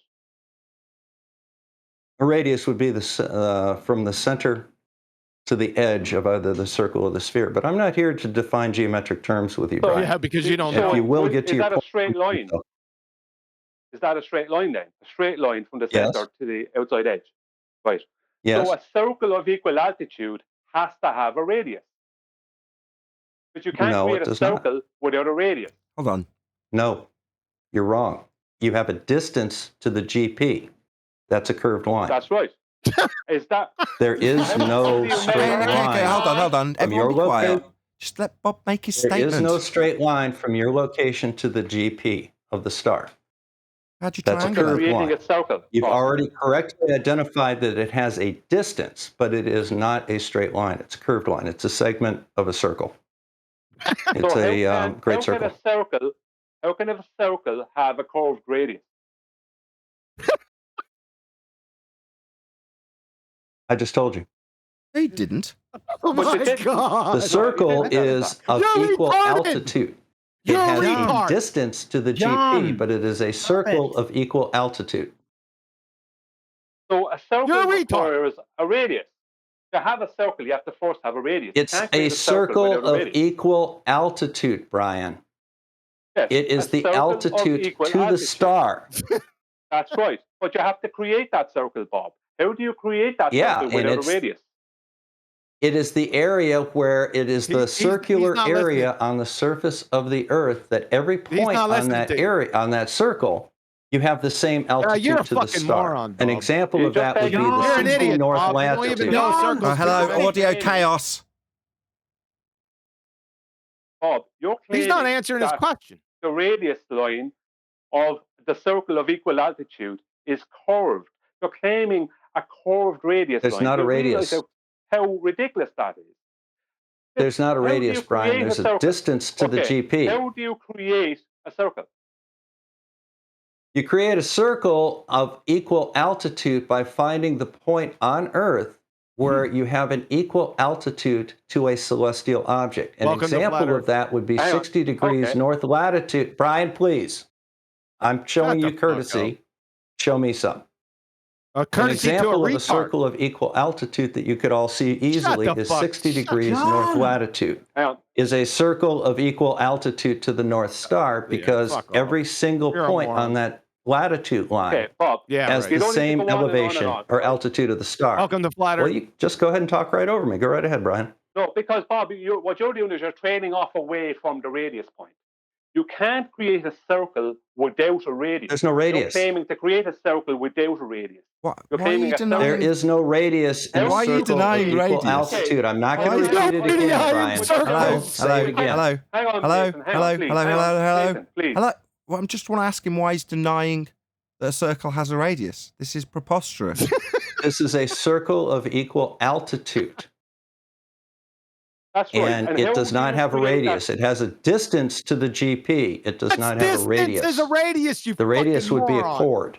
You're a moron. And is that or a semichord, actually. A semichord. Okay. Your fucking ears into the funhouse mirrors. You're a fucking idiot. Yeah, John, Huey, just hang on. Please. So hang on. For what? Hang on. Dude, you're running a chord. You're having a conversation with somebody that doesn't know a circle's two-dimensional and says there are no radii in circles. And you we're not having a conversation with you constantly yelling through it, John. Please, Stop it. Shut the fuck up, Arwen. Bob, come on, John, grow up. A chord, right? So the radius will be a chord through your sphere, is what you're claiming, yes? This motherfucker. Yep. Hang on, please. Yeah, the radius of that would be a chord, but that's not. We don't have a radius of a circle of equal altitude. Okay. So is a chord, right? Would the chord length be equal to the arc length that resides above it? Oh shit. Say it again, please. Would the chord length be equal to the arc length that resides above it? The out lengths? Let me repeat his question. Will the chord length be equal to the length over the top of that bulge you're describing? That's what he's asking. No. The arc, ARC. No. So let me ask it one more time. He's answered. He's answered. No. Right. So that means you don't have a circle of equal altitude, Bob. You can't create a circle. No, that's not what that means at all. The radius. So that's not what that means at all. Hey, hold on, Brian. Brian, hold on, Brian. Go ahead, Bob. I didn't get a chance. That's not what it means at all. He just keeps talking. Just hold on, Brian. Brian, that's not what a circle of equal altitude is at all. Has nothing to do with the chord radius of that circle. Yes, well, Bob, a circle is impossible without a radius. And you just put the radius line through as a chord through your sphere. Now, what you don't realize is that the distance, the length of that chord. I don't realize. Don't just talk straight through him, Bob. Come on. The distance length of the chord is less than the arc that resides above it, right? So your coordinates will never match because there's a bigger distance on the curve of your globe Earth than there is on the straight line radius that you need for a circle. You've just debunked yourself. I'm not following. Bob, can you explain to me? When you say you draw a chord, what do you mean? Yeah, he's confused. Yeah, well, explain it to me. Sure. All right. So, Nathan. All right. Think about the North Star directly over the North Pole. Now, that'll be, if you're at the North Pole, that'll be at 90 degrees. If you move away from the North Pole and go to, say, 80 degrees, your altitude of that star will be 80 degrees, and the difference between that and 90 is 10, which means that you are 10 degrees from the pole, and at 60 nautical miles per degree, you will be 600 miles across the surface of the Earth between the pole and your location. Hello, don't steal my thunder, Adam. Bloody hell, I lined this trap up. How dare you? Again, I don't know. Hello. Can you let Bob finish, please?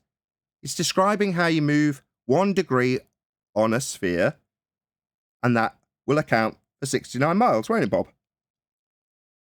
69 statute miles between the GP and your new location. That will give you an altitude to the star of 89 degrees. Yes. For every and 1 they will degree. be 1 degree away from the star, from the right. GP. Okay, gotcha. So as you move 1 degree on the spherical surface, correct? Correct. Where'd you get R for that, Bob? I'm not getting an R. I'm getting a distance. It's a measured distance. No, sorry, you don't understand, Bob. You describe moving over a spherical surface by way of a degree attribution to this measurement. Correct. Yeah. 1 degree over the sphere, correct? Yes, you said? Correct. Yeah. Yes. That sphere that you are assuming we're going to be moving over and resulting in a 1 degree change of a spherical nature, I need to know where you... Yeah, there's that interruption at the conclusion of my question again, eh, Bob? Is this scary? No, I'm amused by it. Oh, really? Well, laugh it up. When you said you're moving 1 degree over a sphere, that sphere, that's got an R value, and I want to know where you got it to make the assumption that you're moving over it. You misquoted me. Sorry, I know what your claim is. Do you think this is my first rodeo? Do you not think I know what you're assuming when you say 1 degree for every 69 statute miles? That you're assuming a spherical surface that you're moving over? Well, that assumption requires R, Bob. Well, since you got my claim wrong, shall I repeat it correctly? We started off with a chord, didn't we? No, I'm going to start off with the GP. No, we started off with a chord, Bob, didn't we? No, we're going to start off with the GP. No, we started off with a chord, and that would be dissecting a sphere, and to know the chord, you'd know the radius first, wouldn't you, Bob? R changes so by... it's just going to ignore me? Yeah, I'm going to ignore you until... You bloody coward. Yeah, salty, I bet. No. Yeah, so you're drawing a chord through a sphere, and that's going to require an R value. Maybe just deny that that sphere you're drawing a chord through has an R. Maybe say it doesn't have one. I never drew a chord. Stutter for me, bitch. Yeah, the chord you described a minute ago. You described drawing a chord. I played dumb like I didn't know what it was. And you thought, oh, joy, I'll tell him all about how I draw a chord through the sphere, I assume. Nathan, I never said anything to you about a chord. I said it did. Did you not realise we're recording this? Do I need to now cut out and trim you saying that you're not using a chord and then play you using that word specifically and me saying I don't understand what a quote-unquote chord is, Bob? Can you tell me what a chord is, Bob? Because you've used it and I don't understand. Perhaps you Maybe you need to fundy mute your total lie about your Nathan, use. you might want... Yeah, I would fundy mute your use of a chord that I asked you to clarify and say you didn't. How do they taste? That got your tongue, Bob? Do you want to deny your use of a chord again? Just deny you used it, Bob. It doesn't matter that it's recorded. And I asked you to clarify it specifically, and then you took great delight in doing exactly that. Now you can just deny you need it because you'll need R for it, right? Just deny you even used it. Either. Hold on. I'll just clear it with everyone here. Are we all cool just pretending Bob never mentioned a chord? Are we all good with that? I never said I never he mentioned forgot a it. chord. You must have forgotten it already. Yeah. Yeah, because he didn't mention it. He's saying, yeah, we're all going to agree to this amnesia that we're going to pretend we've got. A chord, you say? I don't understand what a chord is, Bob. I will clear the airways very specifically to lay this trap so you tell me what a chord is that you're claiming you're going to use. And Brian asking about that chord and how the line over the top, the arc to the chord that you used. You didn't use it, though, did you, Bob? We're all going to pretend you didn't. Because you need R. I know what I said, bro. Yeah, me too. And you'll need R for it. Try and deny you used a chord again. Go on. I know exactly what I said. Yeah, I do too. My pitch goes up too when I'm caught. Trying to miss... Yeah. Go up a few more octaves, Bob, for me. You used a chord and you'll need an R for it. Where'd you get it? That got your tongue? How do my balls taste? Salty? Where'd you get the R? You drew a chord. I pretended I didn't know what you were talking about, so you clarified it specifically, and now you're denying you used it. Don't seem to be fundy muting me anymore, Bob. Cat got your tongue? Where'd you get R? Conspiracy cat got your tongue? Where'd you get R, Bob? I never used R. Oh, really? When you drew a chord? Maybe just deny that you drew a chord through a sphere that needs an R value. Just deny it. Nobody will know. I answered a specific question. You answered it. Where'd you get the R? Correctly. You drew a chord. Where'd you get the R?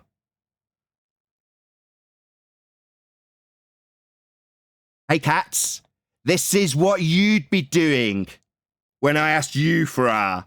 I don't play your little game. Yeah, you don't stutter like a bitch when you're asked for R. Yeah, you fucking do. Stutter for me, Bob the bitch. You haven't got R for your chord that you drew and then denied. Deny you drew a chord again, Bob, for me. Deny it. I never drew any chord. So I didn't ask you about a chord. You weren't quizzed by it on Brian then? And I answered it. Sorry, you weren't quizzed on the chord you drew by Brian and about the arc over the top that wouldn't give you a radius. You didn't claim that. No, I said it. No, we've all got amnesia. We're not daft, Bob. Correctly. Sorry, we're not daft, Bob. We know that you did. No, so does everybody else that realises how stupid you are with these current denials of something you very specifically claimed and then took great delight in explaining to me, didn't you, Bob? You explained it to me because I pretended I didn't know. And you thought, hey, I can tell Nathan about what a chord is. Only to then claim I haven't used it later. I didn't say anything about a chord with this, Nathan. He asked me deny it one more time, so I've got three. The chord. Deny it one more time. Very Yo, Brian, do you want to just explain to him again what your discussion was about? Because he seems to have amnesia, like for real amnesia. Yeah, I was asking about a radius of a sphere and a circle, and I asked him about the radius for a circle of equal altitude, and he said it's a chord, and a chord would be a chord. The radius of a circle of yeah, there's him interrupting audience. You notice how he went very silent, and I called him my bitch and asked him if he was conspiracy cats because he's being asked for R. Now he's having his lie summarised by Brian, and he needs to fully mute it, doesn't he? No. Yeah. So sit down, bitch. We're going to lay out your lie. You're lying right now about having utilised a chord that would need an R value that you haven't got. Now, up until now, you've deluded yourself into believing that not labelling your requirement for an R got away with not justifying it. But now you've used a chord, haven't you? But you think you're just going to lie, even though we've recorded it and had an entire discussion and had me ask you to clarify it? You think you're going to get away with denying it still, you dumb idiot? Brian stated it correctly. Brian, save me! No, Brian stated it correctly. Where'd you get R? You drew a chord that you're now denying. Maybe deny it again, or just tell us where you got R. That got your tongue? Quick, think of a question to ask me. Quick, think of a question you can ask me, Bob. Where'd you get R? You drew a chord, Bob. You took great pleasure in explaining it to me. Have you forgotten? Have we not reminded you enough times of your lie? Your selective memory. Brian we'll give you the benefit of the doubt. Correctly. You are quite old. We'll give you the benefit of the doubt. Selective memory. Not a lie. You just happen to have forgotten that you made a very specific claim about a chord, argued about it with Brian, then clarified it for me. Because you didn't, did you? We'll just call that selective memory. Now we've highlighted that you did use a chord. Brian got it. Yeah, you got it. Brian Where'd got you get it. the Why R? haven't you, Nathan? Where'd you get the R for the sphere you drew a chord through? I don't need an R. You do stutter quite a lot when you're up against the wall, though, don't you, Bob? Where'd you get R for the chord you drew? Don't need it. You don't need it? Maybe a bit more. One more octave, Bob. I didn't describe One more, a bit higher. Can you get a bit higher I described pitched? what a chord was. I didn't state a specific chord. Oh, right. So when we're doing triangulation for navigation and drawing out nautical miles, we're not specifically talking about moving around on the surface of Earth. You're just talking in general, aren't you, Bob? No, I'm talking about nautical miles. Oh, so we are talking about specifically about triangulation and areas of equal altitude and radii to them. Yeah, we know, you dumb shit. You said you had to draw a chord through a sphere, though, didn't you? And then you denied it when we had you up against the wall for the R value you haven't got. You stupid idiot. Oh, my God, this is pathetic. I got what I needed to get today. Oh, did you? Oh, no, you don't. Nathan, please, go to the reference I put up in Master B. We're going to demolish him right here because he keeps speaking in terms of like he's our teacher. He says, we know, we understand. Let's go to Master B. Okay. You'll see the slide. Well, you guys have fun doing that and then try and figure out what I did today. No, run like cats. Run like cats, Bob. Hey, Nathan, run like cats. Cats ran when it got to R2, Bob. Now I'd like you to run. Run, cats. Run. Run away, run away from R. Run from R, Bob. Merrily, the horizon can't be far. Run from R, Bob. That's where we've got to. Yeah, 10th man's making an ancillary point. You haven't got R. Now you're going to run. We're going to establish exactly what's happening, just so none of your fundy fuckwits can claim that somehow I ran from you. You're running from R, Bob. No. You haven't got it. You've denied your use of tangents. You've denied your use of having an R in your diagram. Now it's got down to brass tacks. We need R from you, and you're going to run because you haven't got it. Hey, Nathan, do you mind not talking long enough for me to ask you this one question? You can suck my balls long enough to know you haven't got an R value. That's the one, Nathan. Yeah, great. Great. While we get to the conclusion, as Bob runs away, we're going to establish firmly in the audience's mind's eye what's happened. He's being asked for R for the tangent that he denied, after using it and clarifying it for me with great pleasure all over his mouth. Now he hasn't got that R that he used for the tangent he liked to Nathan, explain do you to me. recall what... And he's going to fundy mute my conclusion of his lack of R, because that's all fundy scumbags like Bob and Cats have got. When it comes to the conclusion that they're going to run away from R, they'll chant through the middle of that. You haven't got an R value for every assumption you made here, Bob. For your bent line that won't make your sextant work, you haven't got an R for that. For your refraction, that you didn't understand that any refraction isn't all refraction, that yours needed R. For the R that you needed for the tangent that you later denied after explaining it to me and arguing about it with Brian. You haven't got R, Bob. Now that we've established that, you can fuck off if you want. Hey, Nathan, do you remember what Wolf... Maybe a question rather than actually acknowledge that you haven't achieved anything other than assuming R by way of not labelling it and not having to justify it. That's all you're going to do. You think that this is going to result in a question from me? You haven't got R. Like Cats didn't have R, Bob. Remember when Wolfie and I... No one's interested in Wolfie. You segue, you chaff and redirect. That's all you're doing. Chaff and redirect. You haven't got R. You need. I just want you to know. I don't care what you need me to know. I need you to know that you failed because you didn't have R. And there he runs. Good dog. Yep. Bye-bye. Good doggy. Run from R like Cats ran from R. Let me read the blue slide you had up before, please. I've got the sextant one up with the observed. Yeah, this one right here. No, this one, the blue one. The equal altitude line of position, circle of position. Figure 1.3, we'll look at that in a minute. Below shows us a picture of the sun's rays in relationship to the spherical Earth. The altitude and co-altitude of the sun's rays at one observer's position are shown at the top of the figure. All the other observers shown in the figure are located where they see the identical altitude. We can see that these equal altitude locations must lie on a circle centered on the sun's geographical position with a radius equal to the observer to the GP distance. This radius is the same distance d as an example of Eratosthenes as shown in figure 1.1. The radius length is just 60 nautical miles per degree times the co-altitude. Bob, you said it's not a radius. Who are you speaking for? His own idiotic self. And go to the Navy guy with the black and white, how they show how it's done. There's so much paradox in the globe model. A radius is a straight line, as shown by the sailor in the last two images. And they draw it as a curved line on their sphere. Can you believe that?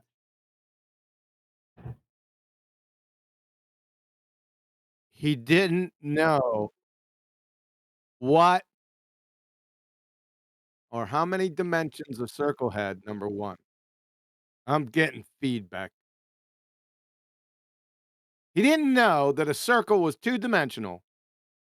And he didn't know that circles had radii. And you want to move on to other topics? Really?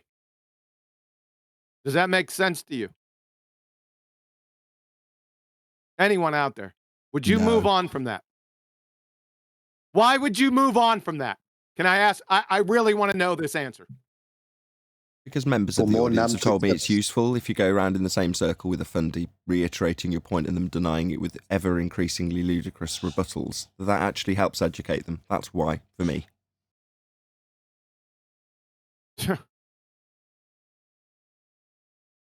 Well, I would say that he did know. He just was denying the R value that a circle and a sphere has.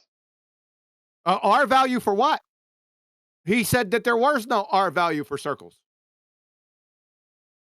He denies. So how can he? In his position, how can he deny the value when he denies the actual subject material that gives you the value? He denies a straight line. Said the distance. Well, what the hell is distance? A straight line.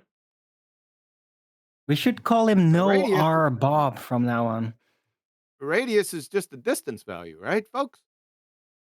So why are you talking about distance when he denies that there's even a radius in a three-dimensional circle? Well, I didn't get a chance to speak to him because everyone wanted to speak to him at the same time. I had a direction I was going. I got some of it out, only some of it. Yeah, you're going to rewrite history on us. We can listen back to it. I was not trying to rewrite history. It's just that where I was trying to go, one of the things I was going to ask him is how is he getting the distance without the radius? That's one of the questions. I had a load of questions. I don't know. I don't know what you asked him because I could only hear three or three people talking at the same time. Wolves. It's just a pro tip. When somebody doesn't understand the fundamentals of something, you don't go on and on about the details of that subject matter. Like if we're discussing the citric acid cycle and he doesn't understand what respiration is or enzymes are, there's no sense in going down and asking him what oxidation reduction reactions are. It's just a fucking pro tip. Absolutely, without question. Again? I'm agreeing with you. If someone doesn't understand the basic tenets of what you're discussing, you don't start getting into the complex. Well, then you shouldn't have gotten into anything with him. That's why you don't invite Sean Hawkins on, because he doesn't understand anything. Now that Bob's gone, right, if you're watching this as an audience member, go back to the first thing that Bob said and listen to that tiny little crack in his voice that said, I'm scared. Just listen, you'll hear it. Yeah. I caught it when you said it. The problem with him is that he is his own measure of success. He says we as if he speaks for the community of sailors and navigators. I just posted up something that contradicted him. And then the sextant has two mirrors. The fixed mirror is the horizon mirror. You always bring the luminary down to the horizon. That's the index arm mirror. I mean, this guy... He said he didn't use the horizon, though. You don't need the horizon. You could use a false horizon. No, because what he did was he went to the artificial horizon, which you can do if you want to practice how to read the sextant when you're on land before you go to sea. They recommend it. Or if you're at sea and it's really tough conditions and it's a still calm day, you can use a plate, pour some motor oil or molasses, and wait until the water is completely still. And then you get the reflection of the sun on that through the clouds. But you're still using your horizon mirror on that plate. The whole point is it's a different way of getting the same thing. And it's limited, by the way, to a certain amount of degrees when you use the artificial horizon. But he was trying to be a little trickster, because when I said, what dip measurement did you take? And he says, I didn't. I did an artificial horizon, which you don't have to do dip measurement for because of the way it's designed. And you can read up on that. But the whole point is he didn't say that at the beginning. He's saying he just aimed at the sun. Okay, well, that's one. What was the other thing you contrasted it with? He didn't say anything until I asked dip. He should have said, I used the artificial horizon and I contrasted it with that. So that's where you had your horizon mirror then. He's double speak. He doesn't know nothing. This guy's actually looking for attention, but he's as dumb as a tack. No, he's looking for a win. Well, to affirm his own belief. If he can get a perceived win, and he's got his plan, he's got his game plan in mind. Don't mention R. Don't mention the horizon. it's just a sad game plan. But in his mind, he's like, yeah, I can do this. Got himself psyched up, came in, sounded terrified, and then double spoke his way around his need for a radius for about an hour and a half. Right, but we're both. Wait a second, go though. on. Wait a second. Well, back to because the refraction was the first part of it, right? Is terrestrial refraction annotated or noted in the Naval Almanac? It's celestial. You covered this. He didn't know. He just said refraction's refraction, right? I think that was verbatim what he said. Yep. So I'd gone round in circles with him saying, your refraction requires R. No, it doesn't. Like you say, at that point, it's like you don't understand your own rhetoric, or you do, but you know that you better deny it, or just claim that you haven't got a requirement for R. You know, either it's willful ignorance, or it's a carefully constructed game plan. Either way, he definitely does need R for his refraction, but just saying, like, virus styley, no, I don't, or yeah, I can just get a straight line. No, I don't need R in my refraction. Like, are you just hand waving the facts of your geometric claim when you say you're on a sphere? When you've got atmosphere and sphere-shaped air, you're going to have atmospheric refraction. But his argument to that was, that's just what we call the air. You're like, yeah, what you just and we just call the air is a begging the question fallacy. But he won't accept it because, no, commonly we call it atmosphere. Therefore, it's perfectly acceptable to say that without assuming the fact that it's got a sphere in it. I mean, what would that mean? And I need an R? No, I don't. It's just silly. I thought, Nathan, you were going to latch on to the fact of him talking about a curved distance, that you were going to ask him. I didn't want to go down that road with him myself. I wanted to stick to the circle bit and the sextant. But I thought you were going to, I'll wait for you to come in and say, this curved distance, how do you know the distance? How do you know the curve? Wouldn't you need an R for that? So I thought you were going to go with it. Well, no, yes, I wanted to, but there was lots of other things I wanted to do while you were discussing stuff with him. And ultimately, your argument is in terms of the dip angle correction. And you're trying to establish with him if he understands, A, what it is, and he didn't. What he described was angling down something that you're trying to get perfectly level, which is preposterous. You know, what I got him to confirm was, oh, yeah, we tip down the sextant towards the dipping away horizon. It's like, no. He, prior to that, had said that you're establishing a true horizontal with it. But then went on to say he's dipping down to it. In other words, he's holding both positions simultaneously. I'm using the sextant to gain a perfect horizontal, and I'm also dipping it down towards a dip horizon on a sphere that's geometric then. But, you know, your beef at the moment is that they've misinterpreted the dip correction and turned it into correction for a dipping horizon. It's like, no, what you're doing is taking what would be an angle to a straight line out in the distance and moving that angle down to the ground from your position so that you've got a flat straight line when you've made the correction. He's saying, no, what I'm doing is dipping down the sextant to meet the horizon that's fallen away from me with my geometric assumption. Well, yeah, my points are valid, but yours are more valid in this regard when you're trying to get him to at least concisely admit that his dip correction assumption is incorrect. So while I'm getting him to clarify his point, I want him to clearly state that his way of asserting the dip correction isn't what you do with a sextant. That's just a globe assumption, and that's your beef, right? But yeah, I knew that it was the one time I really wanted to be able to be on a computer, and I just wasn't able to be on a computer because I wanted to put up a diagram and say, "Are you talking about this?"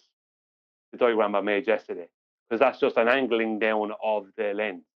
And when I asked him, "Are you just angling down the lens?" He didn't want to directly answer it. He I did. don't remember exactly what. No, he did. He did directly answer. I got him to clarify. Yes, I am dipping the sextant down to the horizon. Yeah. Yes, he clarified it. Yeah, but that's a begging the question what he's doing there for a start. Black Swan. He's just using the same. He's just using the same altitude distance between his eye line and the surface of the water underneath, and he's just dipping down the lens and claiming that it's going down over a curve. You know what I mean? It's like it's complete nonsense. Like that's not the horizon dip correction. So one time I wanted to get the diagrams out, and I was waiting for 10th man to come in with the diagrams. Like, 10th, where was the diagrams to show the horizon dip correction? To show the official diagrams that show from the official sources this is the horizon dip correction.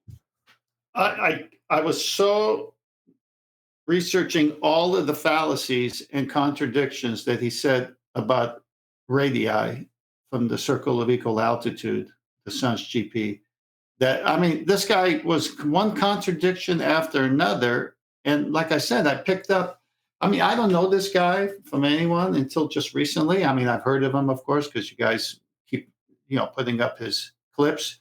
The scientific method one is fun to listen to. Doesn't need an IV or DV or any of that he says. I mean, this guy is a complete fool. I agree with QE on one point that this guy should not be allowed to talk anymore because this guy is just dunce.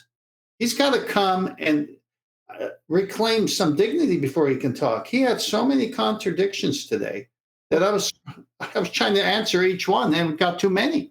So I just posted what I had. Okay. Let's just. I tried to ask him for a reference, and he never even addressed it. Owen, just one sec. Just want to round out that point with 10th. You're dealing with people who've got Dunning-Kruger. You know what Dunning-Kruger is, right? 10th. Mm-hmm. So where you're saying he needs to recognise his own stupidity, no, he can't. That's the definition of Dunning-Kruger in this example. He doesn't recognise where he doesn't understand stuff. No, I understand that. But how many times do I have to hear him misrepresent everything? And then he comes on with a grease board like he's an expert. And he doesn't, I mean, my goodness, all you got to do is read the American Practical Navigator or some of these books on his own side, and they disagree with him. He doesn't know nothing. That's why I asked him for any kind of reference to his conception of how that all worked. I asked him very specifically. He just moved past it completely. Because he all made it up. He made this up. He's making a machination for himself to get through this. But he doesn't have any backing. There is no backing out there to support anything he said. So he's literally improvising his way through as he goes. When the navigator goes to his charts and starts mapping this, his intercept, his line at the intercept to the radius of the GP of the sun to where his fix is, that's a right angle to the GP on the map. That's where I wanted to go. Everyone wanted to get in and everyone wanted to attack him or whatever, but where I wanted to go was him claiming that when he was continually claiming this curved line distance, I wanted him to state where we got the angle, because you can only go back to the chord then, and then the chord is shorter than the arc. That ruins it. So I wanted to know how he had a triangle with one curved line. How did you have an angle with one curved line? That's where I wanted to go. You have, and you did, and you are now. And while you might not have ever got to the concession with Bob, which is the ultimate desire, isn't it, right? For them to actually concede where they've got a misconception. That wouldn't have happened. But you have expressed your frustration in not being able to make that point to him. So the audience, more importantly, gets to hear you reiterating it again and again and again. You've got that chord, that slice where you slice the top off an orange. So you've got a completely flat section. That would be your chord line. In this example, when you take the section that you've taken off, the leftover segment of orange, the line that goes over the top of the curve of the orange is longer to the center point than it is if you draw a line to the center of the section that's flat, that you've cut off the orange as a whole. In other words, that line gives you a discrepancy. The radius to the center of the chord line, if it was an area of equal altitude as described by Bob, is shorter than the arc length of the sphere that they're assuming on top of that chord. Well, that is your main point, Brian. I totally get it, and I'm going to reiterate it for you and hope you keep doing it, because it's a complicated point. And, it's great with diagrams, but you verbally stressing it is good enough. Nick, and I just posted, you're going to like this. I've been saving this, but it's time to share it now because it's obviously the show is on it. If you go to the last slide, it's called, tell me when you're there, Mark's plotting chart. The one with the 360-degree compass in the middle, it looks like. Yes. Okay, start from the top. Yeah, I got it. Okay, start from the top. Mark's plotting chart for Mark's anti-Lair method. Obviously, this is a circle of equal altitude. Anyway, you can read, it says directions for sun, moon, planets, and fixed stars in north latitude and the azimuth of north-south over east and west according to the bearing of celestial body, on and on and on. And then if you go to the last paragraph, although this plotting chart is specifically designed for Mark St. Hilaire method, it may be conveniently be used for any other method with similar lines are employed in finding a ship's position. Now, Sumner line is another name for LOP, line of position. Note, lines of position or the Sumner lines are always at right angles to the bearing or azimuth of the celestial body. Boom. Radius. Perfect. Very cool. I've never seen this before. Where did you get this? I've got stuff I'm holding. I've got stuff. I've got things you don't even know about. You holding back on us, 10th? Well, see, today's show was today's show was perfect because I'm waiting for them to, as you know, Kui has said, just let them open their mouth and make a fool of themselves, and he was, and he is trying to say he represents the correct teaching of the sextant and everything related to it. Well, he contradicted himself from so many points, and so I've had this for a while. It's like, all right, I guess it's time to bring it out now, because it has to do with the line of position to the GP. And it's a radius. Yeah, it's very cool. Over. These guys are done. Good stuff. Right, I'm going to keep the show open for about another quarter of an hour for people to sum up their points, people who haven't been able to get a word in edgeways. 4 more hours. Bob was looking to make a show out of the recording of this show or whatever. He's doing a show and he's going to make a video or something. That's what he's going to do now. That's why he said that he got all he needed. He thought he was dominating the conversation. I know. But look, the thing about it is that you can't curve a radius line. Circles need radius. There's no way out of it. But if you're willing to just say anything, you'll momentarily there's deal a with it. distance, but not a straight line. Yeah, but it's just a begging the question of a distance over a curved surface. How do you do that with an angle? How do you do that? Because the next place you would have to go is either use the chord line or you would have to go to the center of the globe. That would be back to the radius that he denied earlier. He has to do one or the other. So it's a chord through it, or go into the center and use the equator its diameter as the chord. One or the other. Why are you denying their radius, though? Everybody's in it. I don't get it. Because they can't prove it, because we've debunked it, Neil. That's the whole point. Why would they run from it? Well, because they haven't got it. That's why. Why do you think he didn't label it in his diagram? Because he hasn't got it. Well, in his pea brain, if I don't label it, I don't have to justify it. I didn't label an R value in my diagram that's got a sphere with a radius. Even at one point, we sent it in back labelled. But I'm not looking at it. I'm not even going to look at it. That was his reply. Just unbelievable. Right. The horror of R. They cannot face it. R, it burns. Exactly. It burns. Exactly. I appeal to the audience. Exactly. At that point, I appeal to the audience. Why would he want to deny it? Why wouldn't he just give it me? It's like Chocolate's co-worker. They put their hands over their ears and walk away going, la, la, la, la, la, I'm not listening. Yep. It reminds me of a situation where someone made a lot of big claims. The denying of your value is like someone making a lot of big claims before some sporting event, whether it be a one-on-one event or a team event. And the big claims go to absolutely nothing, come to nothing.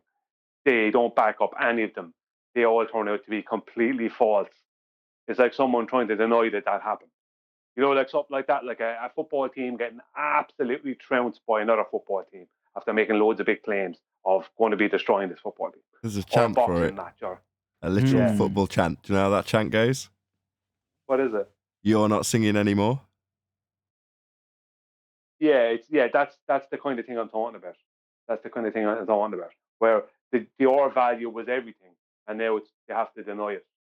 Yeah, exactly. So the metaphor is the away or home team are on the stands singing at the top of their lungs about how wonderful their football team is. Well, that's the equivalent of the Globers telling us how wonderful their R value is. Look how wonderful it is to tell you how Earth curve gets in the way of boats and buildings. Look how wonderful it is to show you how much drop there is behind this tower in the distance. Look how wonderful it is to claim that the terrestrial refraction, otherwise known as atmospheric refraction, to bring things back up from the Earth curve I assumed with this R value. It's wonderful. It does everything. Just assume it and everything is great. Sphere-shaped air, no problem. Part of the language. Absolutely wonderful. So they chant, they tell us, they use it. It's commonplace. Then, by metaphor, the home team, us, scores a goal. And the crowd from the away team goes silent. And the home team, us, starts singing back. You're not singing anymore. You're not singing. You're not... You get the point. I had a whole different picture in front of me. I was just thinking about Gollum with Bob's face over it, with the big R. Is like trapped inside of a big letter R, and he's being dragged forth by a rope. And R, it burns us. No, please let me go. R. Yeah, they literally want to shy away from their own claim, because their claim in the first instance is a claim that relies upon R, and they want to shy away from it and deny they need it, deny they're using it. It's just amazing, really, when you think about it. Well, it's become a shame, hasn't it? It's become an actual shame for them, the R value, because they can't support it. Right, R is their cross, and they have to drag it now. We're making them drag it to their deaths. They're scared of being pulled into the black swan.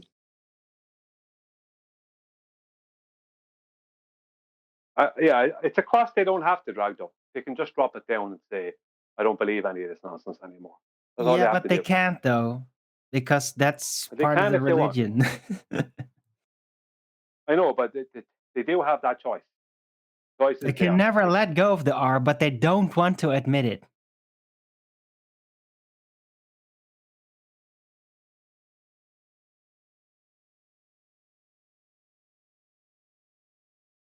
I know we said at the start of the show that we shouldn't divine the thoughts of these people, but whatever possesses people like Bob?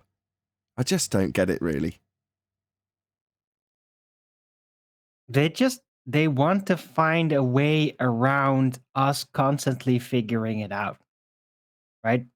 So if they can't find their way through reality, then they have to create machinations to bridge the gaps within the reality.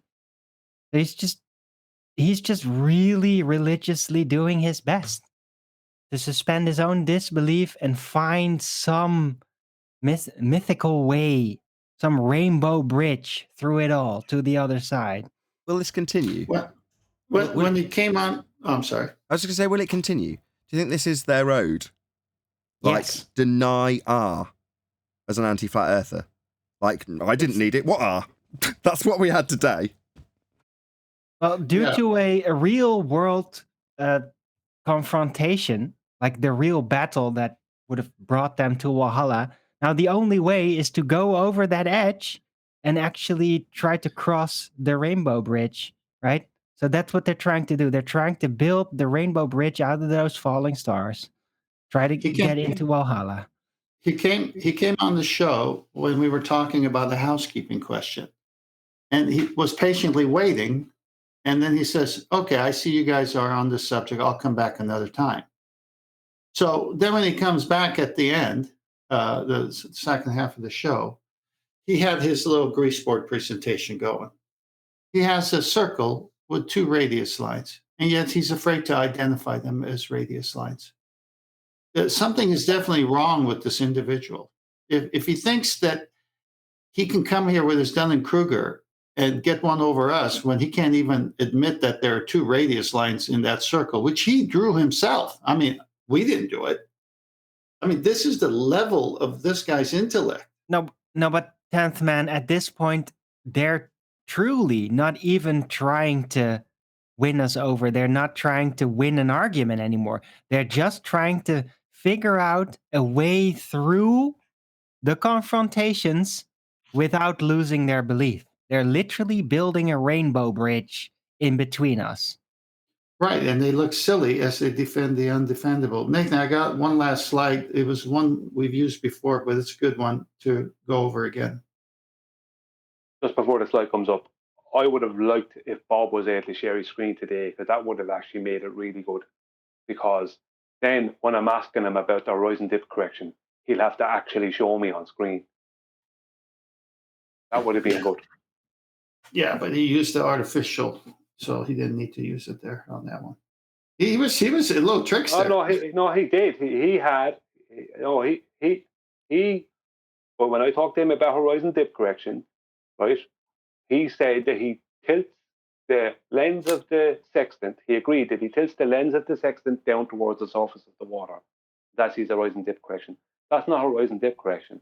Horizon dip correction is taking the vertex from the eye line straight down to the water underneath the boat. I would have liked him to show. He totally made up his version. Yeah, I would like to have him show that. And when I speak about what I was asking him about, I would like to have him show that and show how it's working on this circle he has drawn on the board. Well, you nailed him on it, because before I read this last slide, you nailed him on it because it's the vertex that creates the angle. And so the vertex is at the height of the eye when the navigator's using it above the ship. And the dip correction is saying, take that vertex, put it on the surface of the water. That's what the dip correction is. I know, but his one was completely different.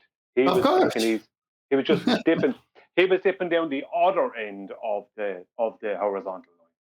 Yeah, but you got to see, in their world, they got like 5 or 6 horizons, so they think they could do this. Let me know when you're ready, Nathan. Yeah, whenever. Okay, from this, a navigator knows he is on a specific circle along the plane.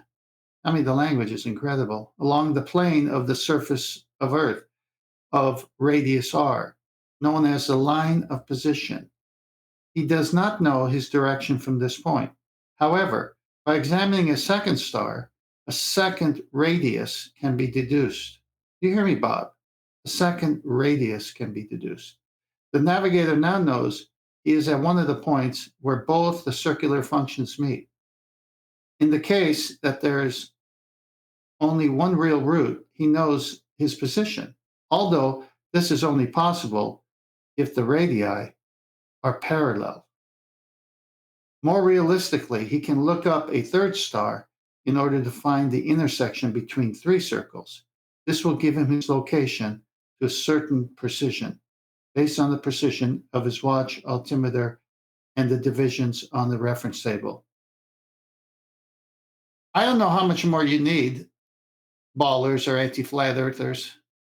Right, do you want me to play baller? There was no radius in that description, 10th. You're just making it up.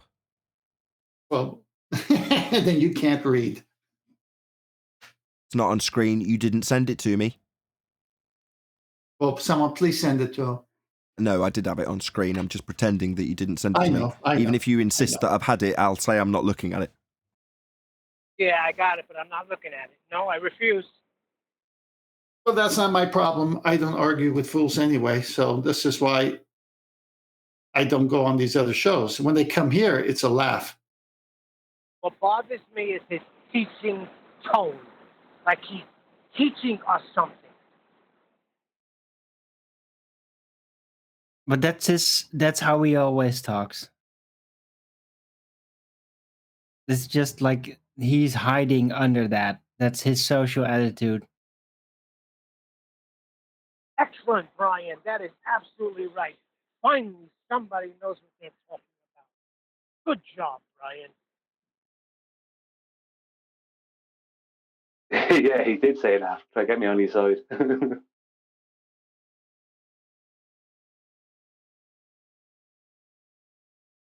I got a gold star there for that one off of Dr. Bob.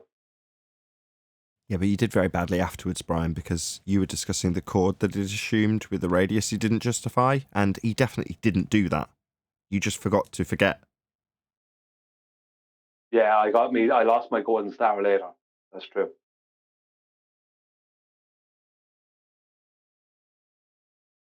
They literally want us to have selective amnesia in some instances. No, I didn't. No, I didn't draw a chord. Oh, right. So, me asking you to clarify it like I didn't already know? Yeah, but they always do this. They just make things as tiresome and long as possible so that eventually you buckle under the inquiry of the details, even though they themselves can keep track of no details whatsoever, really. They just make you tiresome and so that you'll buckle over time. Right? It's the only thing they got left because they could Yeah, but never win by any arguments. So they Chewy's always right. have to He was tire you double. out. He was double speaking right from the get go. Chewy's absolutely right. Yeah. QE also asked, why do that? It's like, why are you doing it? Why are you entertaining idiots? It's like, well, like I say, because various different people, said that it was useful educationally. So that's it. That's my justifiable reason for doing it. And it makes them look stupid. Bob is a denier. Denier. Denier. Yeah. A denier. Yeah. A denier. Yeah, because that's what's happening, isn't it? Deny that R exists. Deny our Bob. That's what you should name this one. Bob the Denier. Bob the Denier. I don't think that's catchy enough for a title. I was going to call this Uncut and After Show 4 more hours of Bob, but if you want it to be called Bob the Deny capital R, then fine. It does sound very fitting. There you go. Hey, Nathan, I got... Hold on. Bob the Denier guy. There it is. Bob without an R.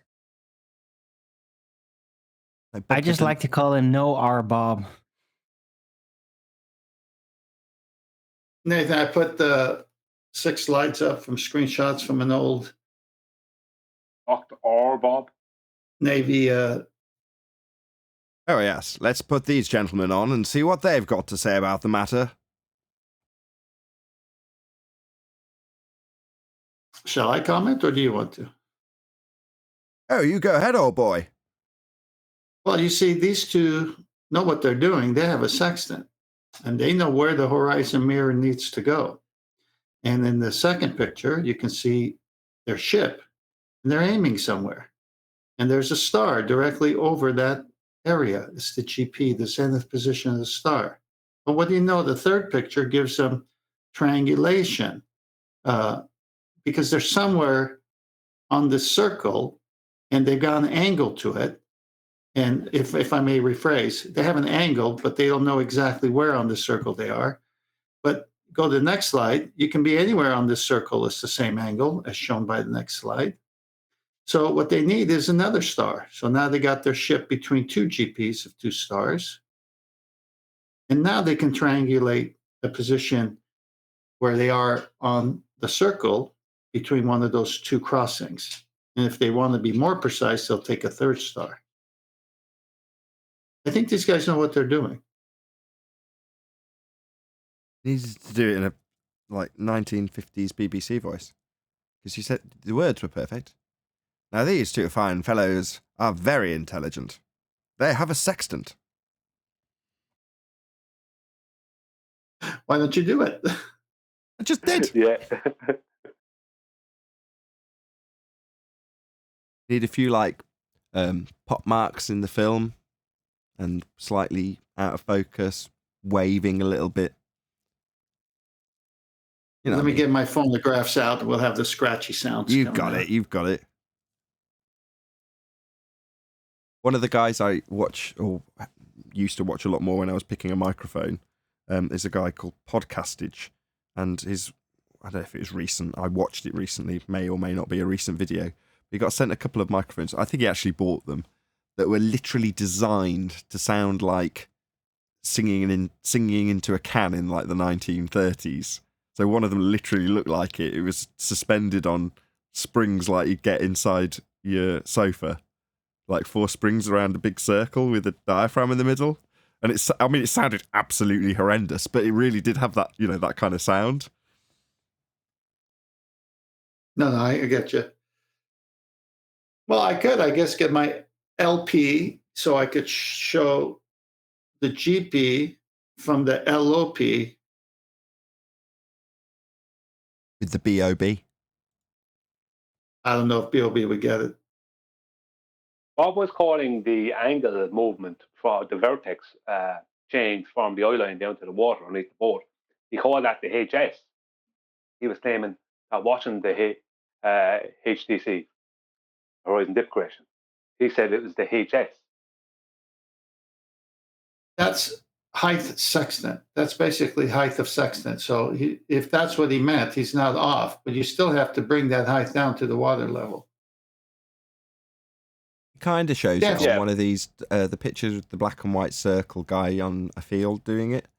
Well, it kind of shows it in terms of the way it's depicted, because he's pulling out his line, right, to something that's slightly above where the parallel line that's representing the star and its GP below. If you look on the first black and white picture of the guy doing this, or showing you how it's done, he would have to, if he was a boat, in other words, forget there's a man there, but imagine that instead of that, his shoe represents a boat. Well, that would mean that the boat itself in this depiction is above the ground that you've got to correct for when you're doing this measurement. So, in other words, by scale, if this was on a much, much, much larger scale with his shoe representing a boat, he'd still have to do a dip correction. Otherwise, it wouldn't be accurate. It's showing it as it should be. It's a triangle that you're measuring. But the fact that he's actually, from this position at his shoelace, going to be looking at an angle that isn't conducive with the ground that the actual triangle is going to be made with, you have to correct for that. Can I make point out something here? Every time they're claiming 60 nautical or 69 statute miles per degree, right, on their sphere, they only have that north to south. They only have that on their sphere north to south. They don't have it every other direction. Because Bob was claiming a distance along the surface. You don't have that in every direction. You only have it directly north to south. Because the longitude lines run directly north to south. That 69 miles per degree only works on the sphere Earth north to south. So if you are sighting a star or the sun or in any other direction besides north to south, even if it's southeast, whatever, then you're not going to have the same, it doesn't work the same. Because remember, they have a dual radii. Right. Can I just give props to Adam? Because that was where Adam jumped in and I told him off, even though I knew full well that I got that from Adam. So total bastard on my part, but thank you very much, Adam, for pointing out where they make that switcheroo. So when you're describing a linear relationship, that's 69 statute miles, well, that linear relationship is just switched around to assume that the degrees that you're describing are actually moving around from a centre point on a sphere. So it's just a way of begging the question. So without Adam pointing that out to me, I wouldn't have known to get him to move along that path when I laid the trap for him. But I could almost hear with Adam on mute the gears turning, going, hang on, this is a trap for what I laid from Adam.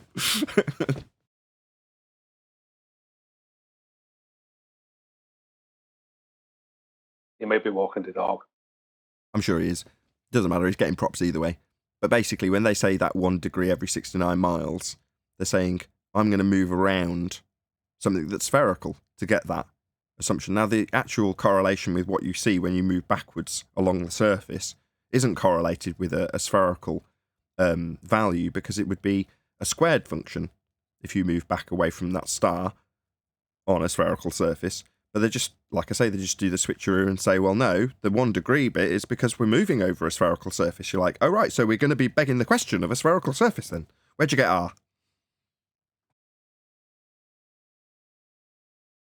And they'll say they don't need R. What R? R? Who mentioned R? There is no R here. R? I don't know what you're talking about. Anybody from Discord got any comment on this? Because I'm going to round out in a moment, if not.